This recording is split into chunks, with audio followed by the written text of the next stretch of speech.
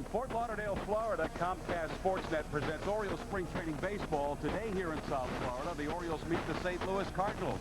The days are winding down here in Fort Lauderdale for the Orioles. Before long, it'll be opening day in Baltimore. Along with Jim Hunter and Buck Martinez, I'm Fred Manfra. And Buck, this is the next to last start here in Florida for Sidney Ponson before the Red Sox and Camden Yards on opening day. Well, it sure is, Fred, and Sidney will look to go 6 innings today. And I talked to Sidney earlier in the day, and he told me every pitcher dreams of making an opening day start, and that's what Ponson will do on Sunday against the Red Sox and Pedro Martinez. And in my mind, Sidney might not have the stuff of an ace, but he's got the makeup. He believes he can beat anybody in the game. And I think last year we saw the maturation process continue with Ponson. He now controls his emotions. He can make his pitches, and he understands for the first time in his career he's got a great team behind him. And that opening day is upcoming today. Sidney goes in spring training baseball here in Fort Lauderdale against the Cardinals. Comcast SportsNet coverage of Orioles baseball is brought to you by Geico. A 15-minute call could save you 15% or more on car insurance. Call 1-800-947-AUTO. By Southwest Airlines. Non-stop service to 59 destinations all across the country. Southwest Airlines, a symbol of freedom. It'll be Orioles baseball here in Fort Lauderdale. We'll have the starting lineups in the first pitch of today's game after these messages. Well, the St. Louis Cardinals come into Fort Lauderdale today, having won 12 of their 22 spring training games. And you see that lineup, and right there, the heart of the lineup for the St. Louis Cardinals, Albert Pujols signed a long-term deal. And Pujols last year had a tremendous offensive year, 43 home runs and 124 runs driven in, and the total bases fantastic. One of the very good offensive lineups in the National League, of course, skippered by Tony La Russa. Now, defensively for the Orioles, Buck. Well, this is the opening day lineup right here in the outfield. It's Bigby, Matos, and Gibbons. More to hot on the left side. That is a much more athletic left side of the infield this year than Davey Cruz and Tony Batista from a year ago. Brian Roberts has been good down here since he got over his back spasms. Rafael Palmeiro, very familiar face with the Oriole fans, returns to first base, and he's thrilled about it. And, of course, the newcomer behind the plate, Javi Lopez, formerly the Atlanta Braves, is certainly going to provide stability as an everyday catcher behind the plate. And, of course, you talked in the opening about Sidney Ponson. He steps it up. He's the ace, in quotes, of this staff this year. And he likes that title because he believes he can beat anybody in the game. And Ponson has had a decent spring. He is really looking toward this start today to give him a real barometer just what kind of shape he is in as far as extending his outing here. He expects to go 6 innings today. It's been an up and down spring at time for Sidney Ponson. A good outing, a bad outing, and now he's looking for the good outing. And here, 3 umpires working this game here in Fort Lauderdale. Hoy is behind the plate, and then Rapuano and Dreckman will be on the bases, and Rapuano and Dreckman will switch around during the course of the ball game. Marlon Anderson, last year with the Tampa Bay Devil Rays, a pesky team for the Orioles, leads off for the Cardinals. And the first delivery from Ponson. We're underway with a strike from Sidney. Marlon Anderson is in a battle to stay on this ball club. They have just recently acquired Tony Womack in a deal with the Red Sox, and Anderson is fighting for an opportunity to play second.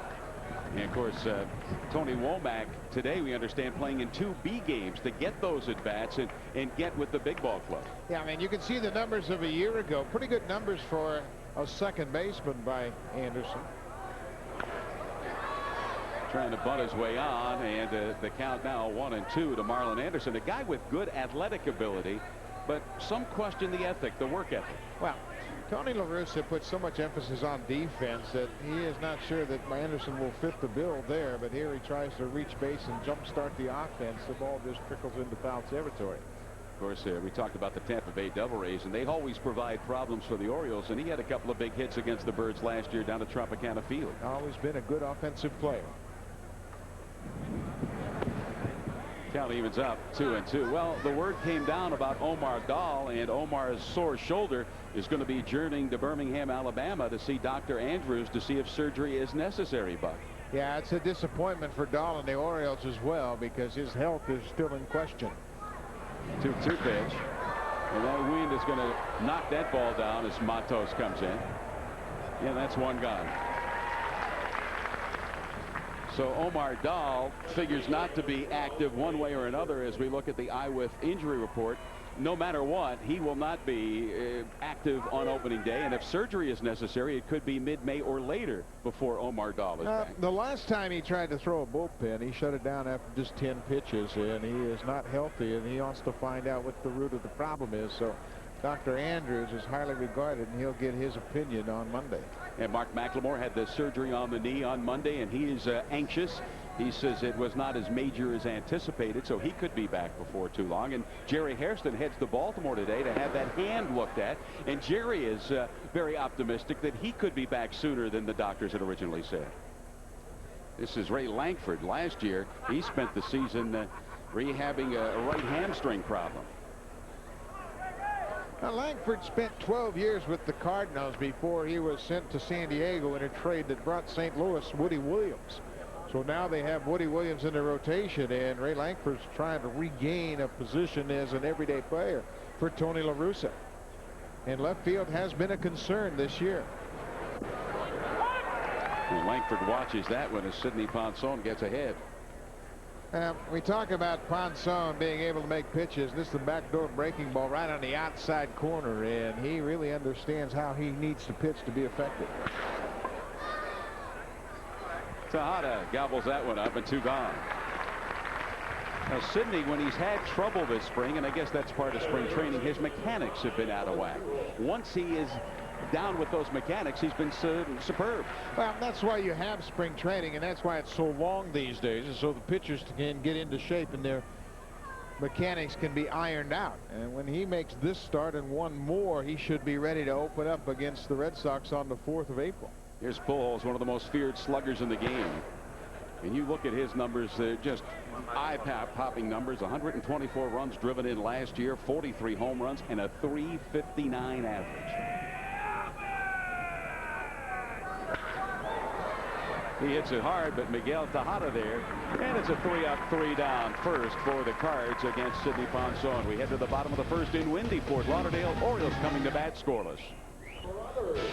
Well, after a scoreless top of the first for Sidney Ponson, the Orioles come to the plate, and the 9 players out there, as we see in that lineup, could be the 9 in the lineup against Pedro Martinez on opening day. Melvin Mora at third base, and of course Miguel, Rafi, Javi, Jay Gibbons, Surhoff could be the DH.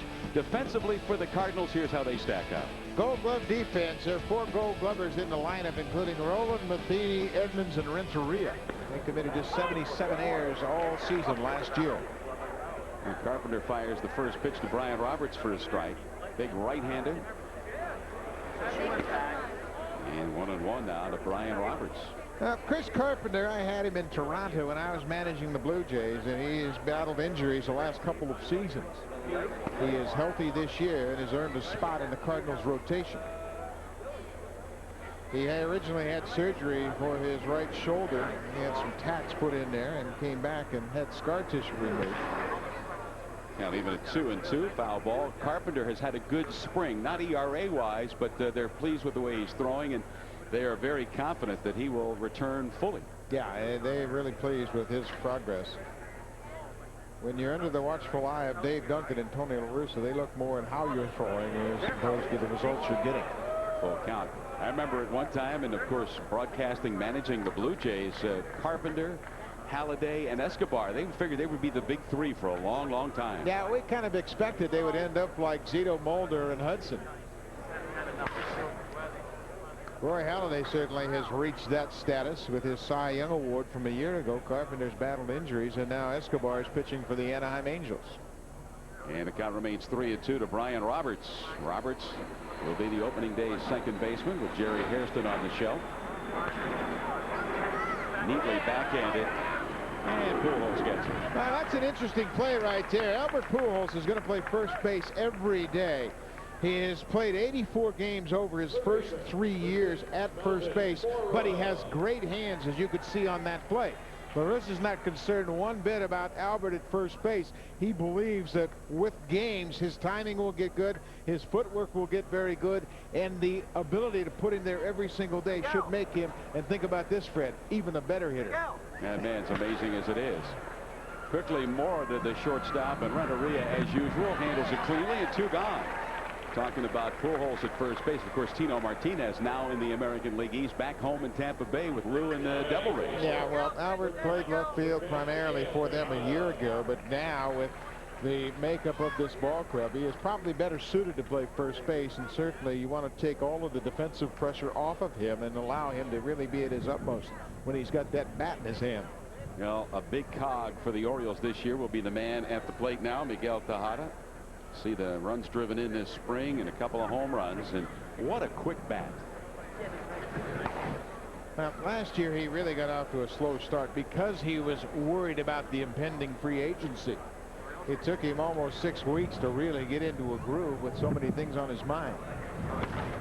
Here's a strike, 1-1. This spring, from day one, you could see it in his body, the enthusiasm of being a Baltimore Oriole, the contract no longer a question. And coming back our way, but over our heads. And you saw those numbers despite the really slow start because of the contract weighing heavily. Still, he drove in 106 runs and 27 home runs. I think the Oakland A's signed the wrong guy. They just signed Eric Chavez, their third baseman. I think they would have been better off spending the money on Tejada. The count remains 1-2 now to Miguel Tejada. Middle of the field defender. Great leader on the team, clutch hitter. Eric Chavez, don't get me wrong, he's going to be a Gold Glover for a long time at third and hit some home runs, but I don't think he'll hit for the average of Miguel Tejada. With 2 out, here's the pitch. Hit deep to right. The wind will hold it back from going out of the ball yard, skidding off the wall, and Tejada with a double. Well, had it not been as windy as it is here today, that would have been over the bleachers. A great swing by Tejada. Boy, I tell you, he crushes this ball. Watch how he stays on this ball. It's up and away from him, and he uses the whole ballpark. Gary Robinson has a bead on it. He thinks he's going to make the catch over his left shoulder, and then the ball, blown by that wind coming in from center, sails over his right shoulder and bounces off the warning track.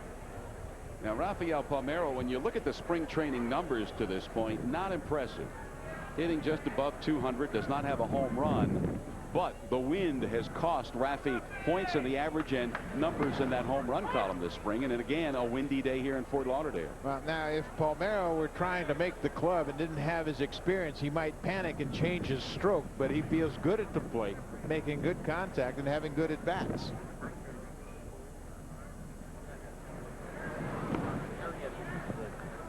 Count evens with Tejada following his 2-out double at second base. And there are the numbers for Rafi. Surprisingly, no home runs and just 3 runs driven in. But we say the wind has been blowing a gale here the last week. Today it's again gale force winds coming in and shifting from center toward left. As you see, Old Glory starched.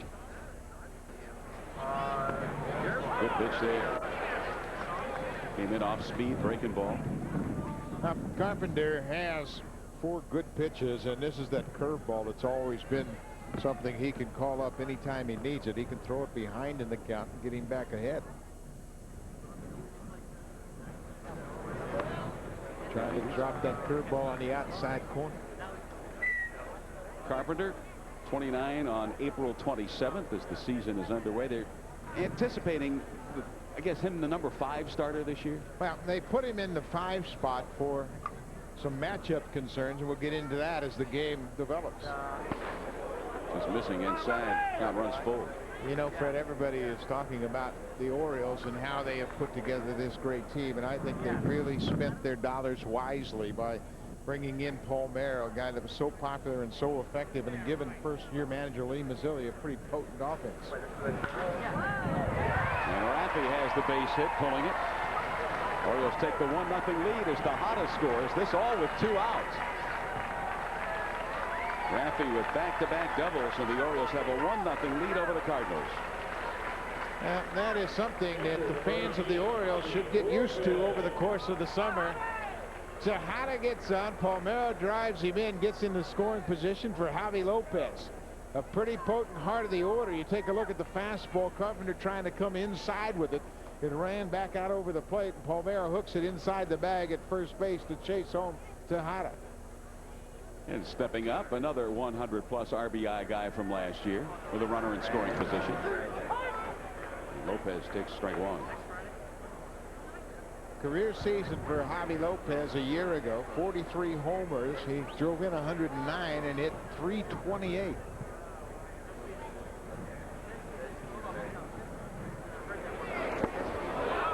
He's down on the count 0-2. I've been impressed with Lopez behind the plate this spring, learning a new staff. Javi throwing out base runners. You know, you read a lot because we don't get to see him on a basis every series or so, and he has impressed me the way he handles himself behind the plate. Well, it's going to really be the measure of how he handles those pitchers during the heat of the battle in the regular season.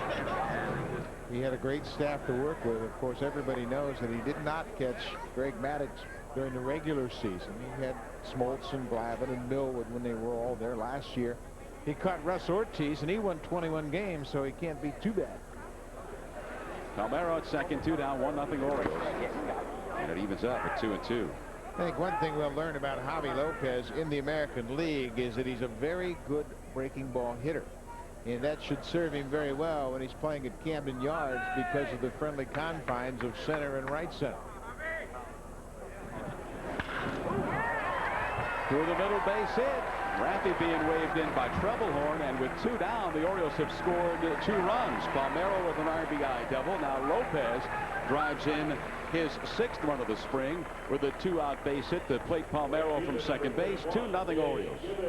Well, there's that heart of the order delivering as they will so often. Lopez hit a pretty good pitch from Carpenter, and I think it frustrated Chris because he made a good pitch for the breaking ball. Watch the location.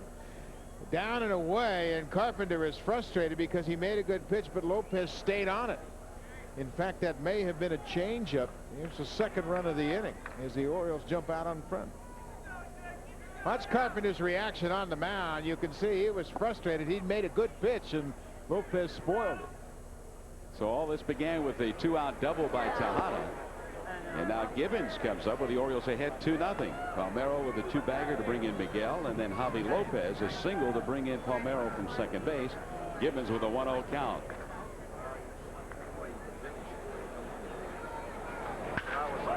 Hit hard, but Rowland positioned perfectly in the third baseman. Throws to first for the final out of the inning, but 2 runs for the Orioles with 2 down.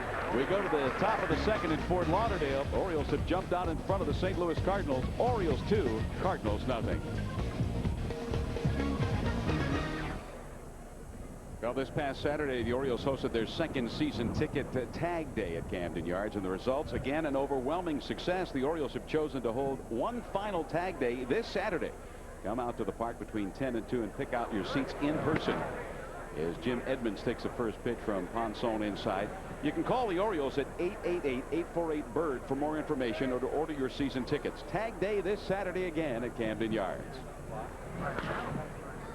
1-1 to Edmonds, another guy that you really have to be concerned with in a lineup for the Cardinals that just comes at you, player after player, hitter after hitter. Yeah, and they're getting overlooked in the National League Central because of the depth of the Cubs pitching staff, and of course Roger Clemens and Andy Pettitte going to Houston, but I don't think you could discount what St. Louis was going to do this year.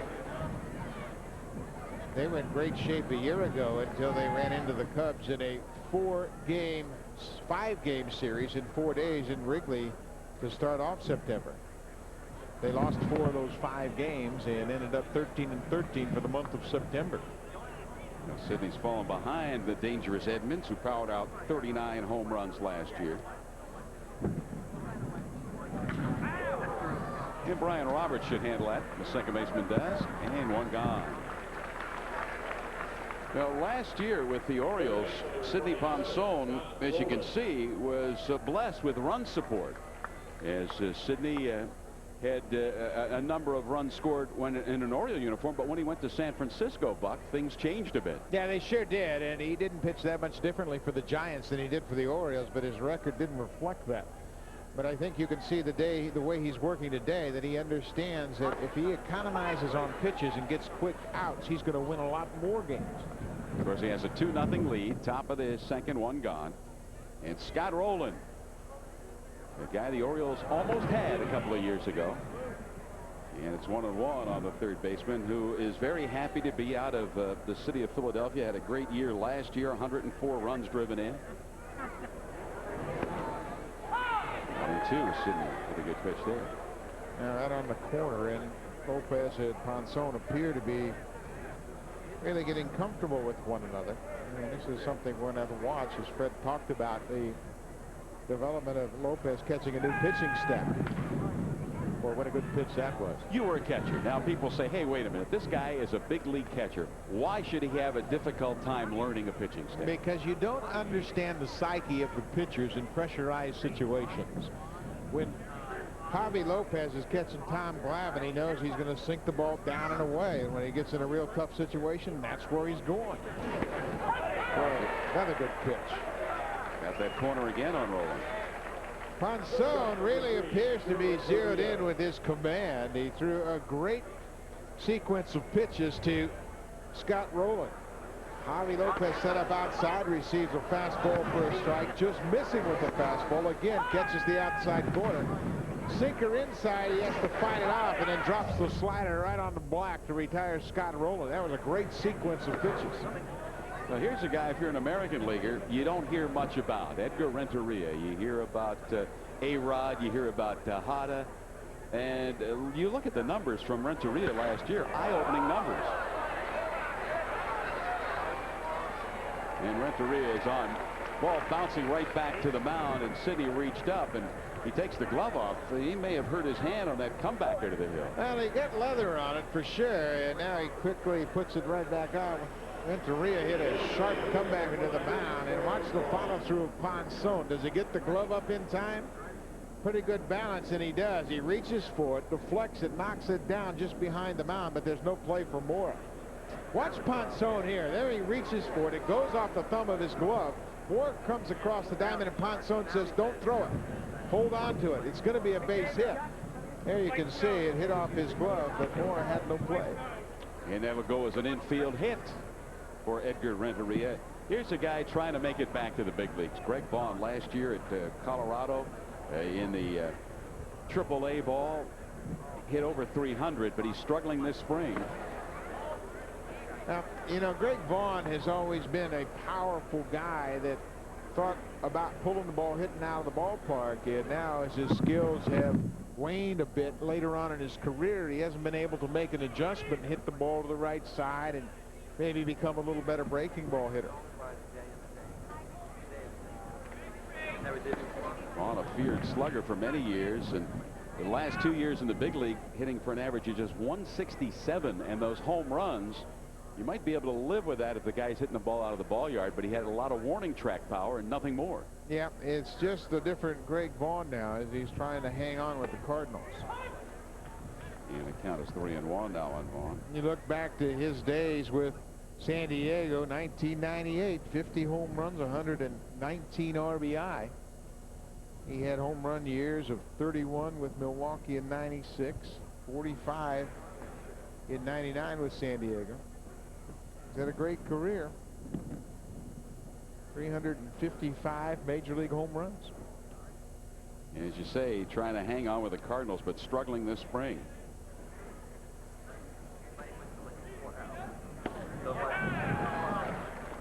Count runs full, 3-2. The big cut by Vaughn. You know, with the Tampa Bay Devil Rays, they had that year where they had Canseco, Vaughn, and they thought they were going to hit Castillo. They thought they were going to hit all kinds of home runs, and it was a disappointing year. And that was the start of the downward spiral for Greg Vaughn. Well, and I think the Devil Rays really didn't spend their money very wisely putting that team together.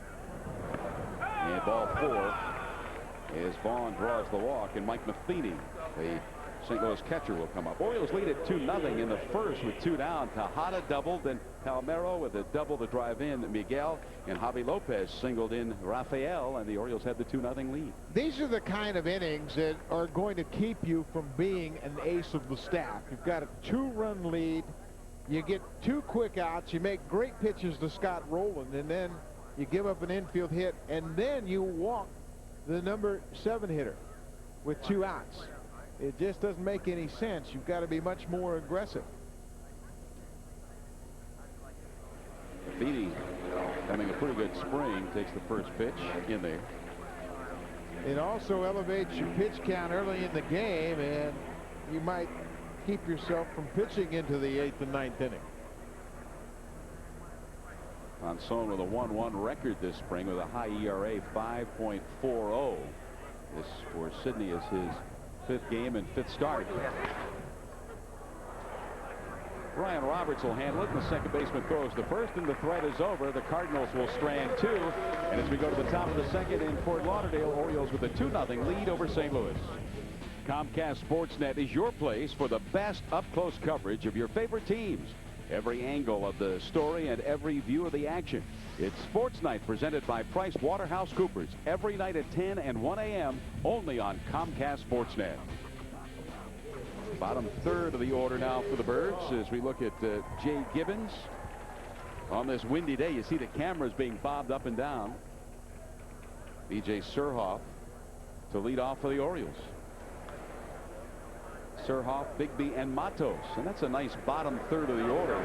Much better for the Orioles this year than the past couple of years. Well, it sure is, and it's really stretched out your lineup now where you have legitimate hitters in the bottom third of the order. Anderson has it for the first out.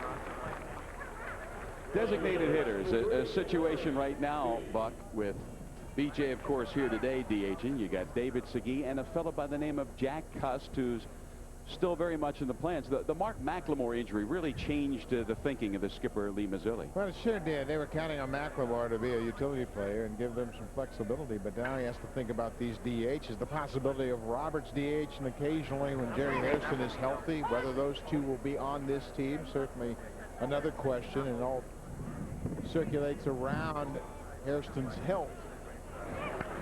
And Larry Bigby pops it foul. That wind will push it. Will there be a play? No. The wind pushes it out of the reach of the oncoming third baseman Scott Rowland as well as catcher Mike Matheny. I think the big question is the fact that they're all left-handed. You talk about the primary candidates for the Orioles DH spot. Jack Cust to the center of that heated battle. B.J. Surhoff, of course, the veteran that is so reliable for Lee Mazzilli. And then you have David Segui, albeit a switch hitter, but he's not really able to hit right-handed right now. So he is a guy that swings the bat well from the left side, but they don't have any right-handed bats to factor into that mix. And Bigby now on the 1-2 strike count.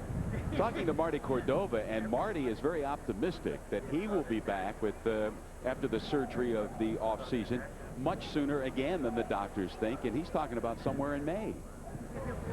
And of course a right-handed bat. Well, that would be a very good right-handed bat and someone that has had a lot of success, but his last 2 years basically have really been injury plagued, and you just wonder, can he return to the form that he had earlier in his career? Bigby with a count even at 2-2. Larry Bigby really came into his own last season, and you talk to the scouts who watch the Orioles, and they are just so high on this young man, as is the Orioles organization. Boy, he has nothing but a very high ceiling in my estimation. And you know, Fred, I thought something that was very interesting when you hear Bigby talk about his thought process last year after he injured his shoulder, which prompted the Orioles to call up Louis Matos, wondering whether or not that was his missed opportunity. But here he is, a young player getting an opportunity to play every single day, and with Matos to his left in center field, the prospects for a very potent outfield are very good. And Bigby draws the walk. What a good at bat, boy. He fouled off some tough pitches. Carpenter made some great pitches with his fastball, jammed Bigby a couple of times, but he fought him off and stayed alive. And now here's Matos, who started off in spring training with the shin splints, the stress fracture, but he's playing through it after the MRI, X-rays all proved that it would be no harm for him to play, and he's had a pretty good spring. You know, I don't know that injuries like that to Louis Matos aren't a blessing in disguise. He's going to play every day in center field. Spring training is too long. These guys get too many at-bats, and by the time they get toward the end, they're kind of worn out in March. You want them as fresh as possible when you start the season, so maybe a few days off early aren't a bad thing. How do you weigh that as a skipper? You had to go through it. How do you determine whether a guy should get a lot of at-bats in the spring or just kind of bring him along nice and easy? Each and every guy in my mind is different. Last year, Jim Edmonds had 9 at-bats in the month of March and started out April on fire. He had 5 home runs. Miguel Tejada likes to play every inning of every game. There are some guys, Marcus Giles of the Braves. Bobby Cox told me the other day that he was ready the first week of the spring. Same for J.D. Drew. Guys are just working out all the time. I asked him if he talked to Lee Mazzilli about his routine in the spring. He goes, nope, I'm a player. He wants me to play. I play. That's what you want to hear. And now 3-1 the Matos. I saw that the Blue Jays are being very judicious in the way they play Carlos Delgado because of his knees in spring training. He's had knee problems, just kind of an ongoing nagging situation with his knees, and playing on that artificial turf, it's a very serious concern. Strike 2, and there's the throw, and Bigby is out at second base. The call for the second out of the inning, and the throw is high. We maybe see something different on the replay, but it looked like the foot of Bigby had the bag before the tag was slapped down. Pretty good jump from Bigby, but he was looking toward the catcher, and you could see it looked like his leg was extended in. But Ed Rapuano, the second base umpire, has tremendous position. Boy, that was close, but he tagged him high on the hip, and it looked like he might have had his foot on the bag before the ball got there. So 2 down for the Birds and a 3-2 count to Matos. Mike Matheny, the reigning Gold Glover, and you can see there's the tag, quick tag by Anderson, but it looked like Bigby may have been on the bag before the tag. And a close call goes the Cardinals' way, and that's the Gold Glove of Renteria. Orioles down here in the bottom of the second. We head to the third in Florida on a windy day. Orioles 2, Cardinals nothing. It's time now for the Smoking Stops Here community calendar. For more information on events happening in your community, log on to www.smokingstopshere.com. So Bowie State will host the health fair coming up in mid-April. You're invited to attend. Well, we told you what a great player Edgar Renteria was, and right there he flashed his Gold Glove defense, drawing out Louis Matos to end the bottom of the second. Gary Robinson leading off for the Cardinals. Orioles lead at 2-0. Palmeiro and Lopez with RBIs. 1-1 to the lefty batter. Looks like Reggie Sanders will be the everyday right fielder for the Cardinals this year. Yeah, Sanders over from the Giants, and certainly a guy that can provide some pop in the outfield. Robinson last year was the number 4 outfielder for Tony La Russa. And he's out on strikes. Sidney Ponson getting his second strikeout. Well, this will certainly make Lee Mazzilli feel good about Ponson. Watch how he finishes off this at bat, and he really dots the I with that good fastball right in on the hands of Gary Robinson. Marlon Anderson will look at Sidney for the second time today. A fly ball to center fielder's first at bat. You know, Fred, looking at Javi Lopez, I have noticed a subtle difference in him already. Compare what you see with Lopez behind the plate right now with Ponson, and he is much more behind the plate with Sidney Ponson than he would have been with that Atlanta Braves staff. And the pitchers in Atlanta moved him off the plate. They pushed him off the plate so they could get that outside corner. But here, your pitchers aren't quite as experienced as those Braves pitchers were. So Lopez has gotten behind the plate a little more effectively. And Raffy will handle it for the second out of the inning. Now you say, well, how can it be that big a difference for major league pitchers? That subtle 2 or 3 inches that you're off the plate. But pitchers throw to a catcher. They don't think about where the plate is, and if Lopez is too far off the plate with some of these other guys, not necessarily Ponson, but you get Ainsworth, who's really inexperienced, and then you get Riley and then Bedard and maybe DuBose, and you ask them to be too fine. They don't have the innings under their belt just yet. And Langford gets a fair ball. That'll go into the corner. He'll go in for 2 as Bigby comes up with it. 2-out, 2-bagger by Langford. Going the opposite way. And now we get to Pujols. That is interesting because that's what we heard about Leo Mazzoni and that Atlanta staff talking about working the outside. And I've heard privately, at least early, some of the young pitchers say, you know, I wish he would be a little bit more in the center of the plate. Yeah, now he's doing it. And it's going to take him a while, that's all. I mean, it's just a different approach. And I've noticed that just watching him here today that he is more behind the plate than I have seen him in the past. And he's going to work it out. 2 out.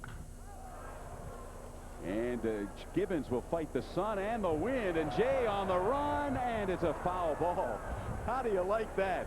When Gibbons started back, it looked like it was going to be dead straight away right field. And then the breeze caught up with it and pushed it foul by how many feet there? Yeah, man, this is really tough. You have a tough sun to deal with. The wind is blowing in about 25 miles an hour from your back. And look at him concentrate trying to close the ground, but he never can catch up to it. So this is like a balmy summer day at Candlestick in the old ballpark the Giants play. This was like it was every day in San Francisco before they moved into that beautiful new ballpark. Langford at second base following the 2-out double. Left field, Bigby will come in. And the ball's going to be cut off. Scoring is Langford. And Pujols, who drove in 124 runs last season, picks up his 8th RBI of the spring. And it's a 2-1 lead now for the Birds in the top of the 3rd. Well, only 3 years in the major leagues, and many people said that he is the best right-handed hitter in the game. And he drives in a big 2-out run with Ray Langford scoring. But Albert Pujols, boy, I tell you what, he understands exactly what his job is, and that's to drive in runs. Edmonds grounded out to Brian Roberts. The second baseman, his first at bat. Pujols with the lead at first. And 2 out and a run in.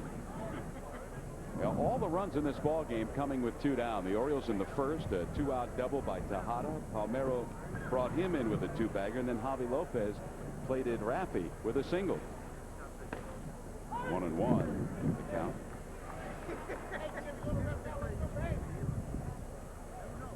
Three hits for each ball club. And you can hear that wind whistling.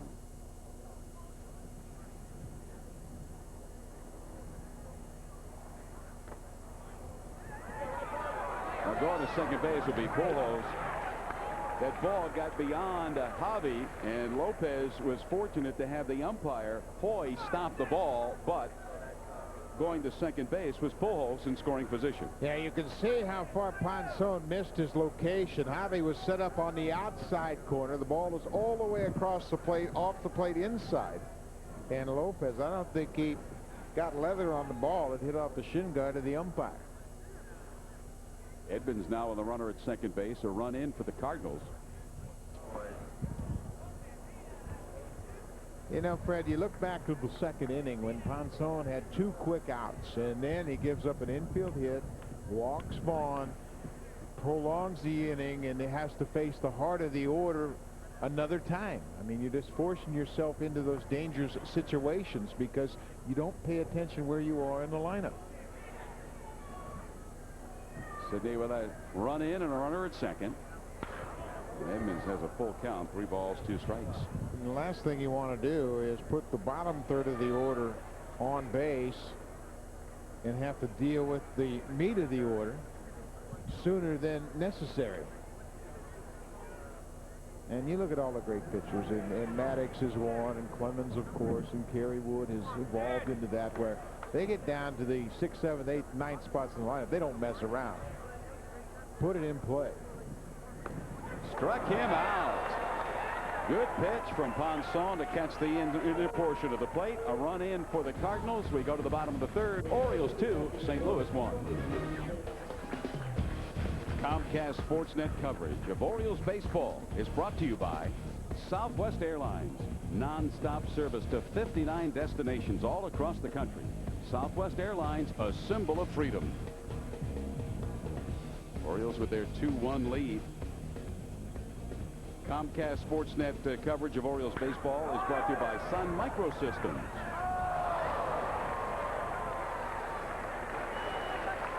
Catch made out there by the right fielder, Kerry Robinson.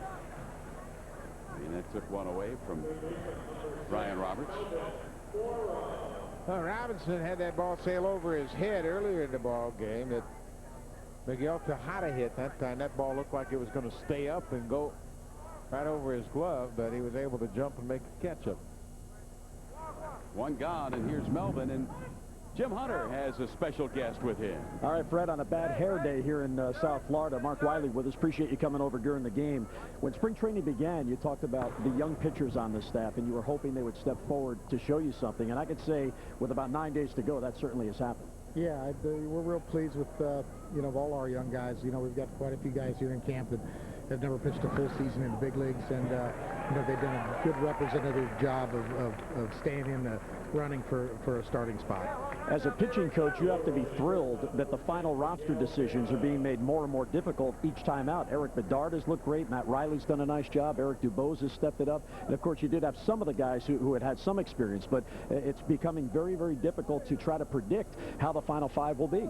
Yeah, I think you know, that's the case. And, you know, we'll go a little while longer, and we'll just keep looking and keep hoping that they make the decision even tougher. When you get to this point, you obviously had some idea of how you thought the staff would come together. You have to be so open-minded in this situation because you have said all along the best 11 pitchers go north. Yeah, well, you know, it's also determining what's best for their careers and for the organization. So you know, as long as they're all doing well and getting their pitches in and getting far enough into the game to where we'd like them to get to be able to show us everything they can do and get in as many situations that they might get in front of them in the big leagues, you know, that's where we want them at right now. And they've certainly all been able to do that, pitch out of tough jams, pitch when they got tired, you know, do some things that holding runners, do some of our bunt plays properly, and they've been doing a real good job with it. In some respects, it's difficult here in Florida to gauge things. We saw that pop fly that could have been caught. If not for the wind, Sidney would have been out of that inning. How do you look at the game, knowing that sometimes the elements determine how successful a pitcher might be when you look at his line? Well, I just don't want the elements to deter what they're trying to do. You know, if they try to make too many good pitches then after they have bad luck like Sidney did, you know, you don't want to see that. You don't want to see them turn it into a 50-pitch inning, you know, after they had a couple wind-blowing balls. You know, that's all part of being a major league pitcher, keeping your composure and being able to handle those situations. Sidney did mature last year. He is being counted on now to lead the staff, and from all indications, he's accepted that role, which is, of course, half the battle. Yeah, Sidney's really worked hard and getting it done when he needed to get done to open up opening day, and showed an example out there to the young guys on, you know, some adversity and things that happen in spring training even that you can kind of compare to big league season outing. So, you know, I'm real pleased with the way Sidney's gone around his approach. His pitches are coming around. His arm strength's gotten better and better every start, just like he wanted to do at this time of the spring. Except for the wind today, it's another beautiful day, and everybody enjoys being in Florida. But is it getting to the point for the staff now where you want to rev it up and play games for real? Because it's almost to that point where when you start talking about packing and heading north, yeah, let's get out of here.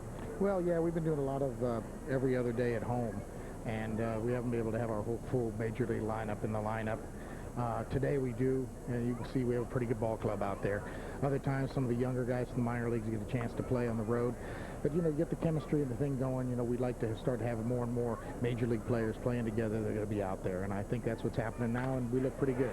You know, this is a good spot because just beyond the camera, several pitchers that would be dying to hear what you're talking about, to see if you're talking about them. Do you have any scoops for us? I notice if I mention one of their names loud enough, their head jerk is going to come our way. All right, Mark Wiley, appreciate it. Good success this year, and thanks for coming over during the game. Sure, glad to, Jim. That's Mark Wiley. Back up to you guys. Well, thanks, Jim. Interesting comments from Mark Wiley. And while that was going on, 3 successive singles. Mora, Tejada, and Rafi Palmeiro picks up his second RBI of the game, giving the Orioles a 3-1 lead. Now, Rafi has, when I talked to him before the ball game, he said, this wind is killing me. Well, today, he's not allowing the wind to kill him. He's getting the base hits, driving in 2, and here's Javi Lopez. And again, Carpenter has to deal with the meat of the order, and it's a different makeup of the Orioles lineup this year. And Robinson handles it for the second out of the inning. Orioles have 3 runs on 6 hits. It's interesting hearing Mark Wiley talking about you don't put too much credence in what wins and losses here in spring because of the way you set your lineups. You have youngsters playing, you have your regulars playing. Today the Orioles have a regular lineup, so you would like to see the production that they're getting. Yeah, and another very, very fine point that he made was about Ponson not worrying about that pop-up that fell into foul territory. And that's the development of Sidney as a pitcher. He came right back and kept the inning at a minimum. Carpenter sends a little message here. Says, hey, you guys are a little bit too comfortable against me right now. So he's going to play regular season baseball and push Gibbons off the plate. And Jay has had some troubles this spring, being hit several times pitches on that right hand by tight pitches. And balls with a neat fielding play to bring an end to the inning, but the Orioles tack on another run. Raffy with his second RBI. We head to the fourth. Orioles 3, Cardinals 1. Now back at Fort Lauderdale, Orioles leading, and it's time now to take a gander at the Aflac trivia question. Well, name the 4 Cardinals who won Gold Gloves in 2003. I wouldn't have known that except I prepared for this ball game. Yeah, and it's pretty outstanding that you can get 4 Gold Glovers on the same defense in a given year. Scott Rowland has started off for the Cardinals. Sidney Ponson now with a 2-run cushion. Rafael Palmeiro driving in 2 runs this afternoon. Javi Lopez with a RBI as well, and the Orioles lead at 3-1. Rowland took a called third strike, one of 3 strikeouts recorded by Sidney this afternoon, all looking. See what the wind does with this one. You see Bigby with a big circle, still coming, still coming, still coming, and he drops the ball as it goes off the glove, and that was the wind all the way. It sure was, and Tejada went out there into shallow left field, but the infielders are going to have to really help the outfielders because that ball is going to continue to be blown away from the outfielders.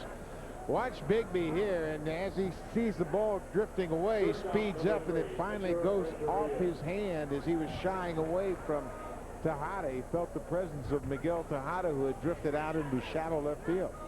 It is not a fun day for defenders here today. And now we get a little shower passing through here on this day of wind, sun, and a little shower. So we're at the rear with that runner at second base, and Ponson gets the first pitch in.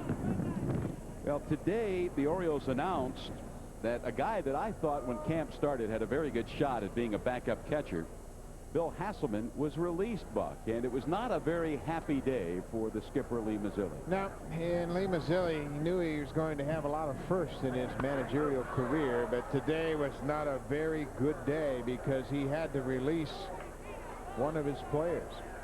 You see now the backup catchers down to 3. Geronimo Hill, Robert Machado, and Keith Osick. How difficult is it as a manager to know there's a guy that you've probably played against, you respect for his baseball abilities and knowledge, and when you go in and say, hey, we can't use you? Yeah, it's difficult because you are dealing with his personal life. Ryan Roberts handles that one cleanly and gets the first out. We'll take a look at the Geico highlights, and it's been Sidney Ponson. Well, it sure has, and the location has been very impressive here today. There he gets the outside corner with a breaking ball. Good fastball on the corner for Scott Rowland, finishes him off with a slider. Kerry Robinson can't swing at an inside fastball, and Ponson's command has been super sharp. Greg Vaughn walked his first at bat against Ponson. And Sidney gets it up. Orioles lead it 3-1. We're in the top of the 4th on a windy day in Fort Lauderdale. High again. I have been thinking for the last couple of days about Lee Mazzilli and how that is going to affect him when he has to send guys to the minors, when he has to release players, as he did with Bill Hasselman today. Hasselman will not play anymore. I mean, his career is over. He told me earlier if he didn't make this club, he wasn't going to pursue it any longer. He's got a young family, and he's thinking about being away. But, you know, your thinking is differently. If you're going to play in the big leagues, that's one thing.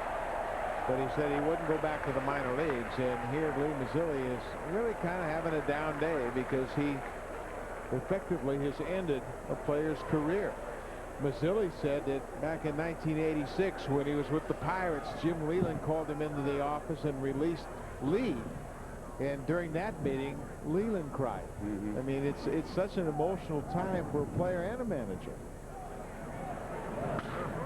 Greg Vaughn, and that will drive in the second run of the ball game for the Cardinals. A broken back base hit the opposite way, dropping in front of Jay Gibbons. Vaughn with just his second springtime RBI. The wind aided Roland getting to second base, and then on the ground out, the way you do it, you want to go to the opposite side to get that runner from second to third. The Cardinals did it, and they get him in on the base hit. Man, that was a great pitch by Ponson, and credit Vaughn with putting it in play to pick up the RBI. I mean, you just look at Sidney, and he is in control of his game now. He turned to Tejada right there and said, hey, I'm going to come to you. I mean, everything he does is in control. We saw it last year in St. Louis when there was a ball dropped in the outfield and it led to a run, and he turned around, and I don't remember the outfielder now, but he held his glove up as if to say, don't worry, I'll pick you up. And sure enough, he threw a ground ball for a double play. Those are the qualities that you see from ace type of pitchers. Well, when Sidney first came up, he would huff and puff and walk around the mound and make all kinds of gestures, and I think it's just a part of the maturity coming into play. That's going to go foul, and well foul off the bat of Matheny. Well, Fred, as a manager, you talk to your players about worrying about the things you can control. He can control the strike zone. He can control the tempo of the game. He can control the walks and throw it over. But once he does his job, it's out of his control. And let other people worry about catching it. And he has done a great job, in my mind, of turning the corner. And I think we're going to see nothing but upside from Sidney Ponson. Matheny now with a 1-ball-2-strike count. And we look at Sidney, how he's done down here in spring training this year, and you can see some good outings and some poor outings. And that's what happens in the spring. But last time out against the Dodgers, 6 very good innings. He walked just 1 batter and had 3 strikeouts. Here again today, his location has been perfect. He's been hurt by a couple of wind-blown hits and a ball that wasn't caught in foul territory that extended an Albert Pujols at bat that led to an RBI base hit. Another good pitch. And that's what you look for. You're sitting on the bench there. Lee Mazzilli's watching Ponson here. He's going to have one more spring start. Today, you want him to pitch 6 innings. You want to see good velocity, but more importantly, you want to see the ability to throw all of his pitches over. And we have seen that. We've seen the changeup. He's made great pitches with his slider, and he's worked both sides of the plate with a very good fastball. Vaughn, the runner at first. 3-2, Orioles lead it. There goes Vaughn. And Matheny fouls it back. So Vaughn was off with a pitch. The count 1-2.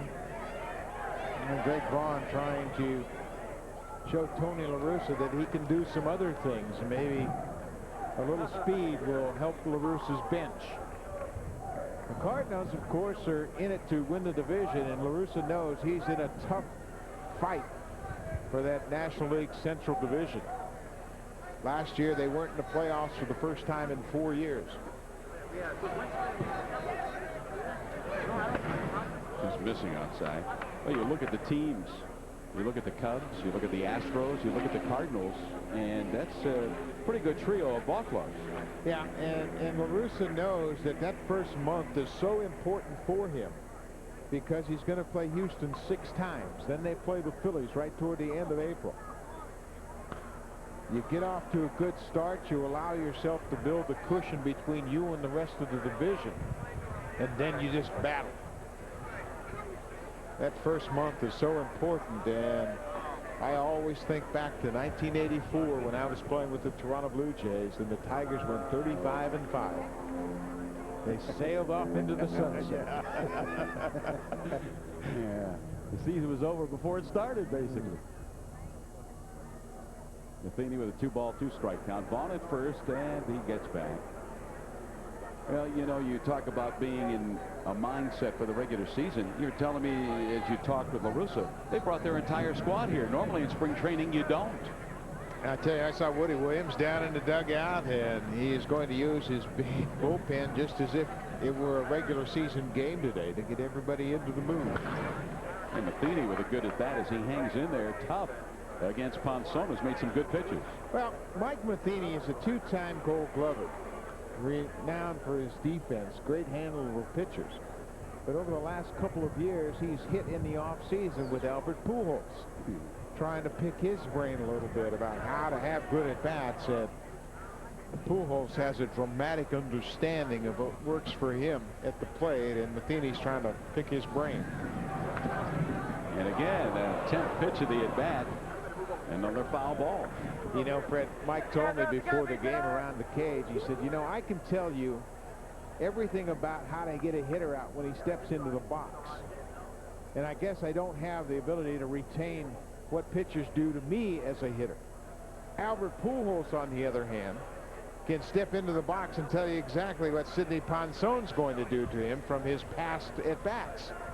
So now Matheny is relying on Pujols to help him out when he's at the plate. Give him some ideas. He's fouled off 7 of the pitches thrown by Ponson. And this is right to Raffy, who'll double up Vaughn at first base, who was off with the pitch. That's it. A run scores for the Cardinals. We head to the bottom of the 4th. Orioles 3, St. Louis 2. Well, now we'll get the answer to the Aflac trivia question. And as a pitcher, you must have to feel pretty confident when you have 4 Gold Glovers behind you. Well, you sure do, Fred. And all you have to do is look around the infield and look behind the plate, and you say, man, I'm in pretty good shape. The theme of Major League Baseball managers when they think about defense is defense up the middle. And there you see Edmonds in center, Renteria at shortstop, Matheny behind the plate, and they threw in a little third baseman for good measure. Renteria, an outstanding shortstop with a strong arm. I don't think Scott Rowland has any peers as far as range at third base, and Mike Matheny, a 2-time Gold Glover, behind the plate. Surhoff with his second at bat of the ball game takes the first pitch in there. BJ grounded out to second base his first trip. BJ hitting over 300 for the spring. Good breaking ball there. Carpenter will throw 2 fastballs. He'll cut a fastball inside the left-hander, sink it away from left-handers, curveball, no slider, and a straight changeup. There's another curveball. Renteria behind the bag, and that's the first out here in the bottom of the 4th.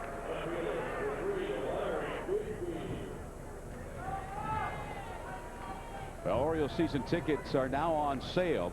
Guarantee yourself the best seats this season by ordering a season ticket package. Plans start as low as $154, and if you order now, you'll receive a limited edition Orioles travel bag, as well as the opportunity to purchase opening night tickets. Call the Orioles at 888-848-BIRD. Do it today. Opening night, of course, Sidney Ponson for the Orioles and Pedro Martinez for the Red Sox. Larry Bigby at the plate with the count even at 1-1.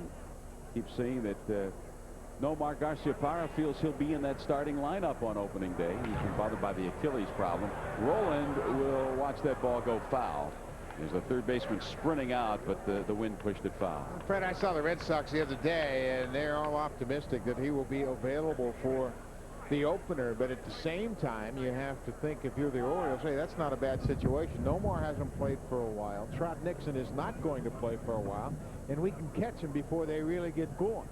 I mean, there's some uncertainty surrounding the Red Sox lineup right now, and it might not be a good thing that the Orioles open up a 4-game series with Boston to start the season. And then after going to Tampa Bay on the first road trip, they're in Boston again. So they'll have 7 games over the first 10 with the Red Sox.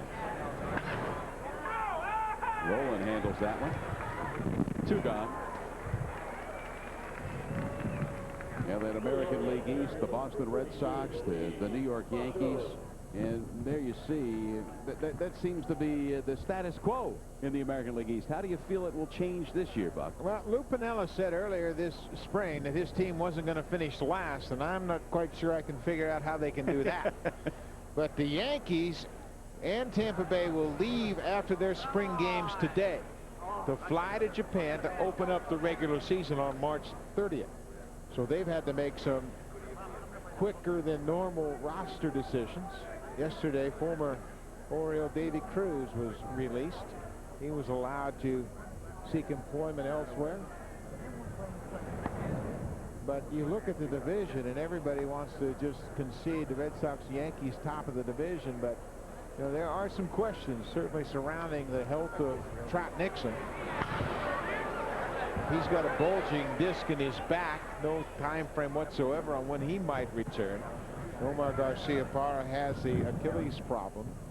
They have definitely improved their team with the addition of Keith Foulke as their closer, Kurt Schilling in their rotation. I mean, they got a legitimate starting staff and a very good closer. 2-1 now to Matos. I understand the way it will work. Pedro will start the opening game, then the off day Monday. Then Schilling will come back, Lowe, and then Wakefield.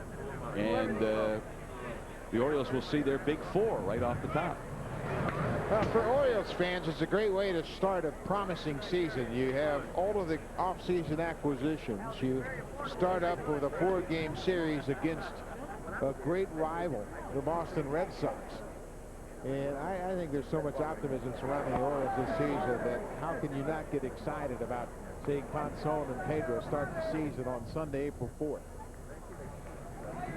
3-2 to Luis Matos. Matos, a ground out to short his initial at bat, and there was a good play by Renteria that got him at first base, and now he is on with a walk.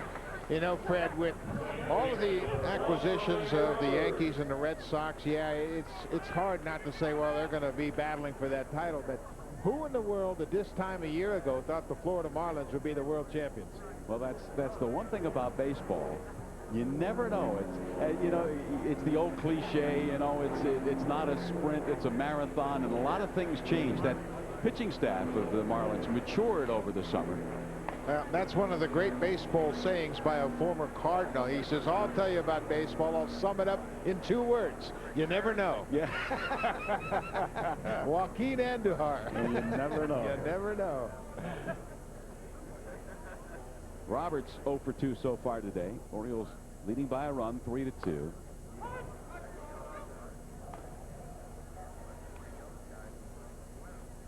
There you see the Orioles totally revamped starting lineup. Lopez behind the plate, and Rafael Palmeiro returns to playing as an everyday first baseman, and he likes that. Of course, the battle at second base was somewhat delayed with the injury to Jerry Hairston in the opening game of the spring. Tejada at shortstop for at least 6 years. Yes.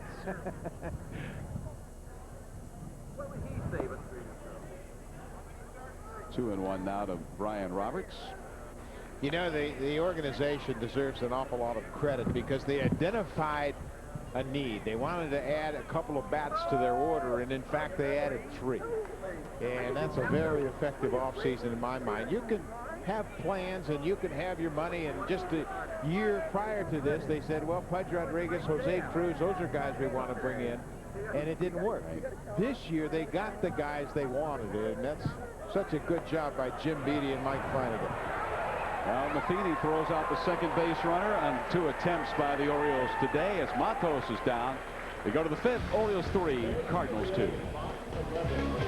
The Fort Lauderdale Cardinals coming up in the top of the 5th. Orioles with a 3-2 lead. Sidney Ponson pitching another fine game. Back-to-back good starts for Sidney with Orioles Executive Vice President of Baseball Operations Jim Beattie. And Jim, we're getting down to the waning days of spring training, and it's been kind of quiet with trades and things like that. Is your phone beginning to ring more as clubs identify what they might need or what they think you might need? Well, I think the type of conversations we're having are more, you know, the extra guys on the club, backup infielders, extra outfielders, and that's primarily the conversations that teams have. They brought a lot of players into camp. A lot of those major league players that were still available at the end of spring training, or at the end of the winter time, coming to spring training. Now they're trying to find them jobs with someplace else, some other clubs, if they don't have room for them. So as we go through it, those are the types of conversations we're having. It, you know, we have them pretty much every day. Our scouts give us a call and say, hey, this guy just got released, or they've asked waivers on him. So we're following all those types of things. But I think that kind of characterizes the type of conversations we're having primarily. You have a commodity which a lot of other teams need, and that's left-handed pitching. So I would think that there are some teams that at least call to inquire if a certain pitcher might be available. You've put yourself in a position where you can deal from strength. Well, you know, it's always a good thing, and you don't want to weaken yourself. We think our left-handers, you know, a couple in the rotation, a couple in the bullpen, they make us a strong club, and we're positioned pretty well, left, right, out of the bullpen especially. So if we're to do anything, we really would feel like we'd have to improve the club someplace else significantly. We're not looking to trade any of those guys just to pick up some prospects at this point, but we feel pretty good about the pitching that we have. Right now, with Omar Dahl out indefinitely, it looks like there are 6 left for 5 spots. Again, that's a nice problem. The younger pitchers have done exactly what you could have hoped, and that has forced the issue. They've showed you that they are ready and can be counted on. Yeah, you're coming into spring training. You want to have probably about 7 or 8 guys for a 5-man rotation. Obviously, the 5th guy is going to get bumped a little bit, especially in April. In our April, we've got the first 3 Mondays off, so you take a look at the schedule, see how much pitching they're going to get. But it's especially good to know that everybody has kept themselves in the running, especially Matt Riley, Eric Bedard, the young pitching, the left-handed pitching coming into spring training. They played well, pitched well, and you know, makes our job a little tougher. But then we have other considerations, how we're going to put the club together, and how we're going to, you know, how players are going to help us win. And I know you enjoyed watching the first inning from down the first base line. 2 outs, nobody on. A Tejada double, a single by Palmeiro, a single by Lopez, and just like that, a 2-0 lead with 2 outs and nobody on. You brought those 3 guys in to fill the heart of the order, and that's what you like to see. Yeah, I think they're guys that are getting their game face on for the regular season. I think that's going to happen a little more often. They're going to hit with some power. I mean, we all kind of laughed. Tejada was on second base with his, excuse me, my daughter just stood in front of the camera there. Hey, where's mine? You know, Miggy was on second base kind of raising his hands. He hit the ball hard. This wind has played a lot of havoc with outfield play out there, but those guys are going to drive some runs in for us this year. Final question. I know the backup catcher spot is still up for grabs. We're all wondering if Buck Martinez has any shot. Well, you know, if he hasn't had very many at-bats, he hasn't showed up. You know, you got to show up in order to get a chance to play, and he still looks outstanding in a uniform, however, so you never know. Jim, appreciate the visit. Okay, Jim, take care. Back up to you guys. Buck, you got to hit the cage, man. You're missing your chance. I never could hit, Jim. You never could hit. Oh, that's why it was. Okay. At least you said that, not us. So you've been taking some cuts, huh? You ready for the comeback? Actually, we had an alumni game a couple of weeks ago up in Clearwater, and I'm just now getting over it. Well, we had Marlon Anderson at first base following his 1-out single and a 2-strike count on Ray Langford. And the Orioles lead it 3-2. We're in the top of the 5th. You see the wind blowing around, and it has played a part in this ball game. As Ponson works into his 5th inning, and the wind will push this one well out of play. Well, it's interesting to hear Jim Beattie talking about the young left-handers, and before the ball game, as the skipper Lee Mazzilli was being questioned by the reporters, he was asked, is there the possibility that Matt Riley and Eric Bedard, 2 young left-handers, could be in the rotation? And of course, Eric Dubose, everybody figures he has a slot there already. He's a left-hander. And Lee said, don't count it out. He said, don't say that that's going to happen, but don't count it out. Well, Fred, I think we should recall the theme of this organization all spring long has been, we're going to take the best team that we can put together. And these guys have certainly pitched to earn that right. Matt Riley in the center of your screen, along with Eric Bedard, there have both thrown the ball well. Obviously, the biggest surprise has been the velocity of Bedard's fastball coming back from that Tommy John surgery. So it's been a real good camp in that regard to have these young players develop so quickly. Obviously, Matt Riley with the setback a couple of years ago, he was a big prospect, had the elbow problems. Now he's back, and he's a little more mature. He understands now that it's not all about flash and everything else. You got to pitch. You got to make the pitch, get your breaking ball over. So it's going to be an interesting last week or so of the spring as they try to put this club together. Now, another decision apparently going through the mind of the skipper right now is whether he brings 2 catchers north or 3. And he says there's a possibility that there could be 3 catchers on the ball. Yeah, and, you know, you try to think about how you can best utilize the 25 spots on your roster. Palmeiro could start 2 here. And he does as the Orioles go 3-6-3 for the double play. To the bottom of the 5th, Orioles 3, Cardinals 2.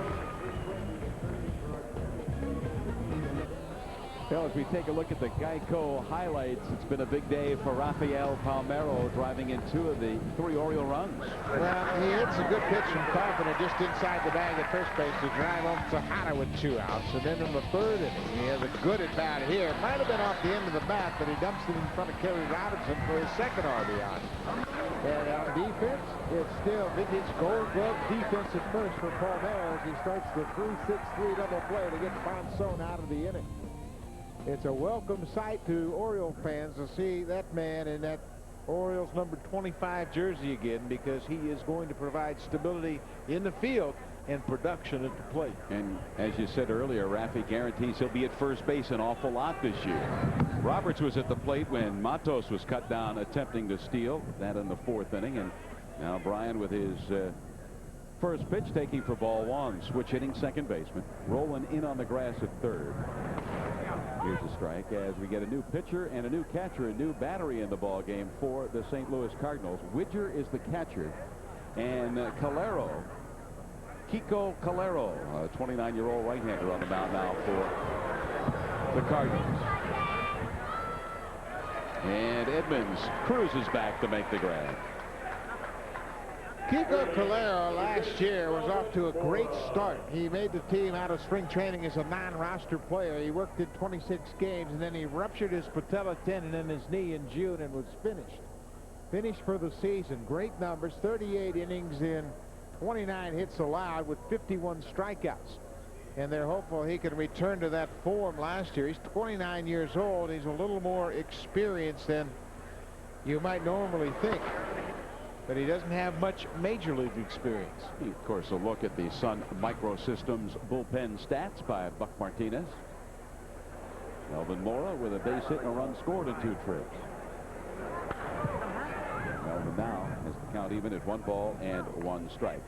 Buck, when you come to the ballpark early, especially as we get to the latter stages of spring training, you'll see the coaches in their uniform heading over to the office building with maybe notepad in hand. What goes on before the ball game, before the fans arrive and the players get here? Well, as you look at this pop-up, Robinson battling the sun and the wind makes the play. Well, this time of the year, Fred, the coaching staffs, general managers will get together. They'll sit in the conference room and they'll pour over their roster. How are we going to put this team together? And the manager, general manager, generally the meeting is conducted by the general manager, and he'll sit around and say, okay, Lee, what do you think of your ball club? How do you see the rotation sorting out? Do you have enough depth there? Do you have the options that you want? And then you look at the bullpen, and he'll ask his coaches, okay, can this guy be our backup infielders? Batista, a guy we think we can keep on the roster. Rule 5 guy. Does he play shortstop well enough to make him a utility player? Do we see an upside in him that we want to keep him? Like Morban last year, they kept him as a Rule 5 player because they project him to be a potential everyday player down the road. And these meetings go on and on and on, and you'll have several during the course of the last 2 weeks of the season, trying to come together with what you can do to put this team together. And you heard Jim Beattie talk about phone calls. Yeah, you'll discuss those phone calls in a meeting. We can get this guy. Do you think he'll make us better? Do we have somebody that compares to him? We might have to give up too much for a player of that quality. And they're really in-depth meetings and talking about who are you going to play during the course of the season. You got to play the Yankees. Okay, do we have enough left-handed pitching to get the Yankees out? Can we score enough runs to be competitive with Boston? All of these things are hashed over time and time again by the coaches and the front office staff. Well, Calero with a 3 up, 3 down, bottom of the 5th. We go to the 6th inning at Fort Lauderdale. Orioles 3, Cardinals 2. Now the Orioles are looking for more members to join the best kids club in baseball, the Junior Orioles Dugout Club. For just $15, all kids will receive a Dugout Club hat, ball, membership card, and general admission tickets to 10 specially selected games. All kids age 14 and under are eligible. Call 888-848-BIRD or stop by your local area Staples store to purchase your kit. Staples, in association with Lexmarks, will donate $5 to the Boys and Girls Clubs of America for every kit purchased directly from their stores. Pujols against Ponson, who goes into the 6th inning on this windy day in Fort Lauderdale with a 3-2 lead. Pujols, the 1 ball, 1 strike count. He has an RBI single and 2 at-bats.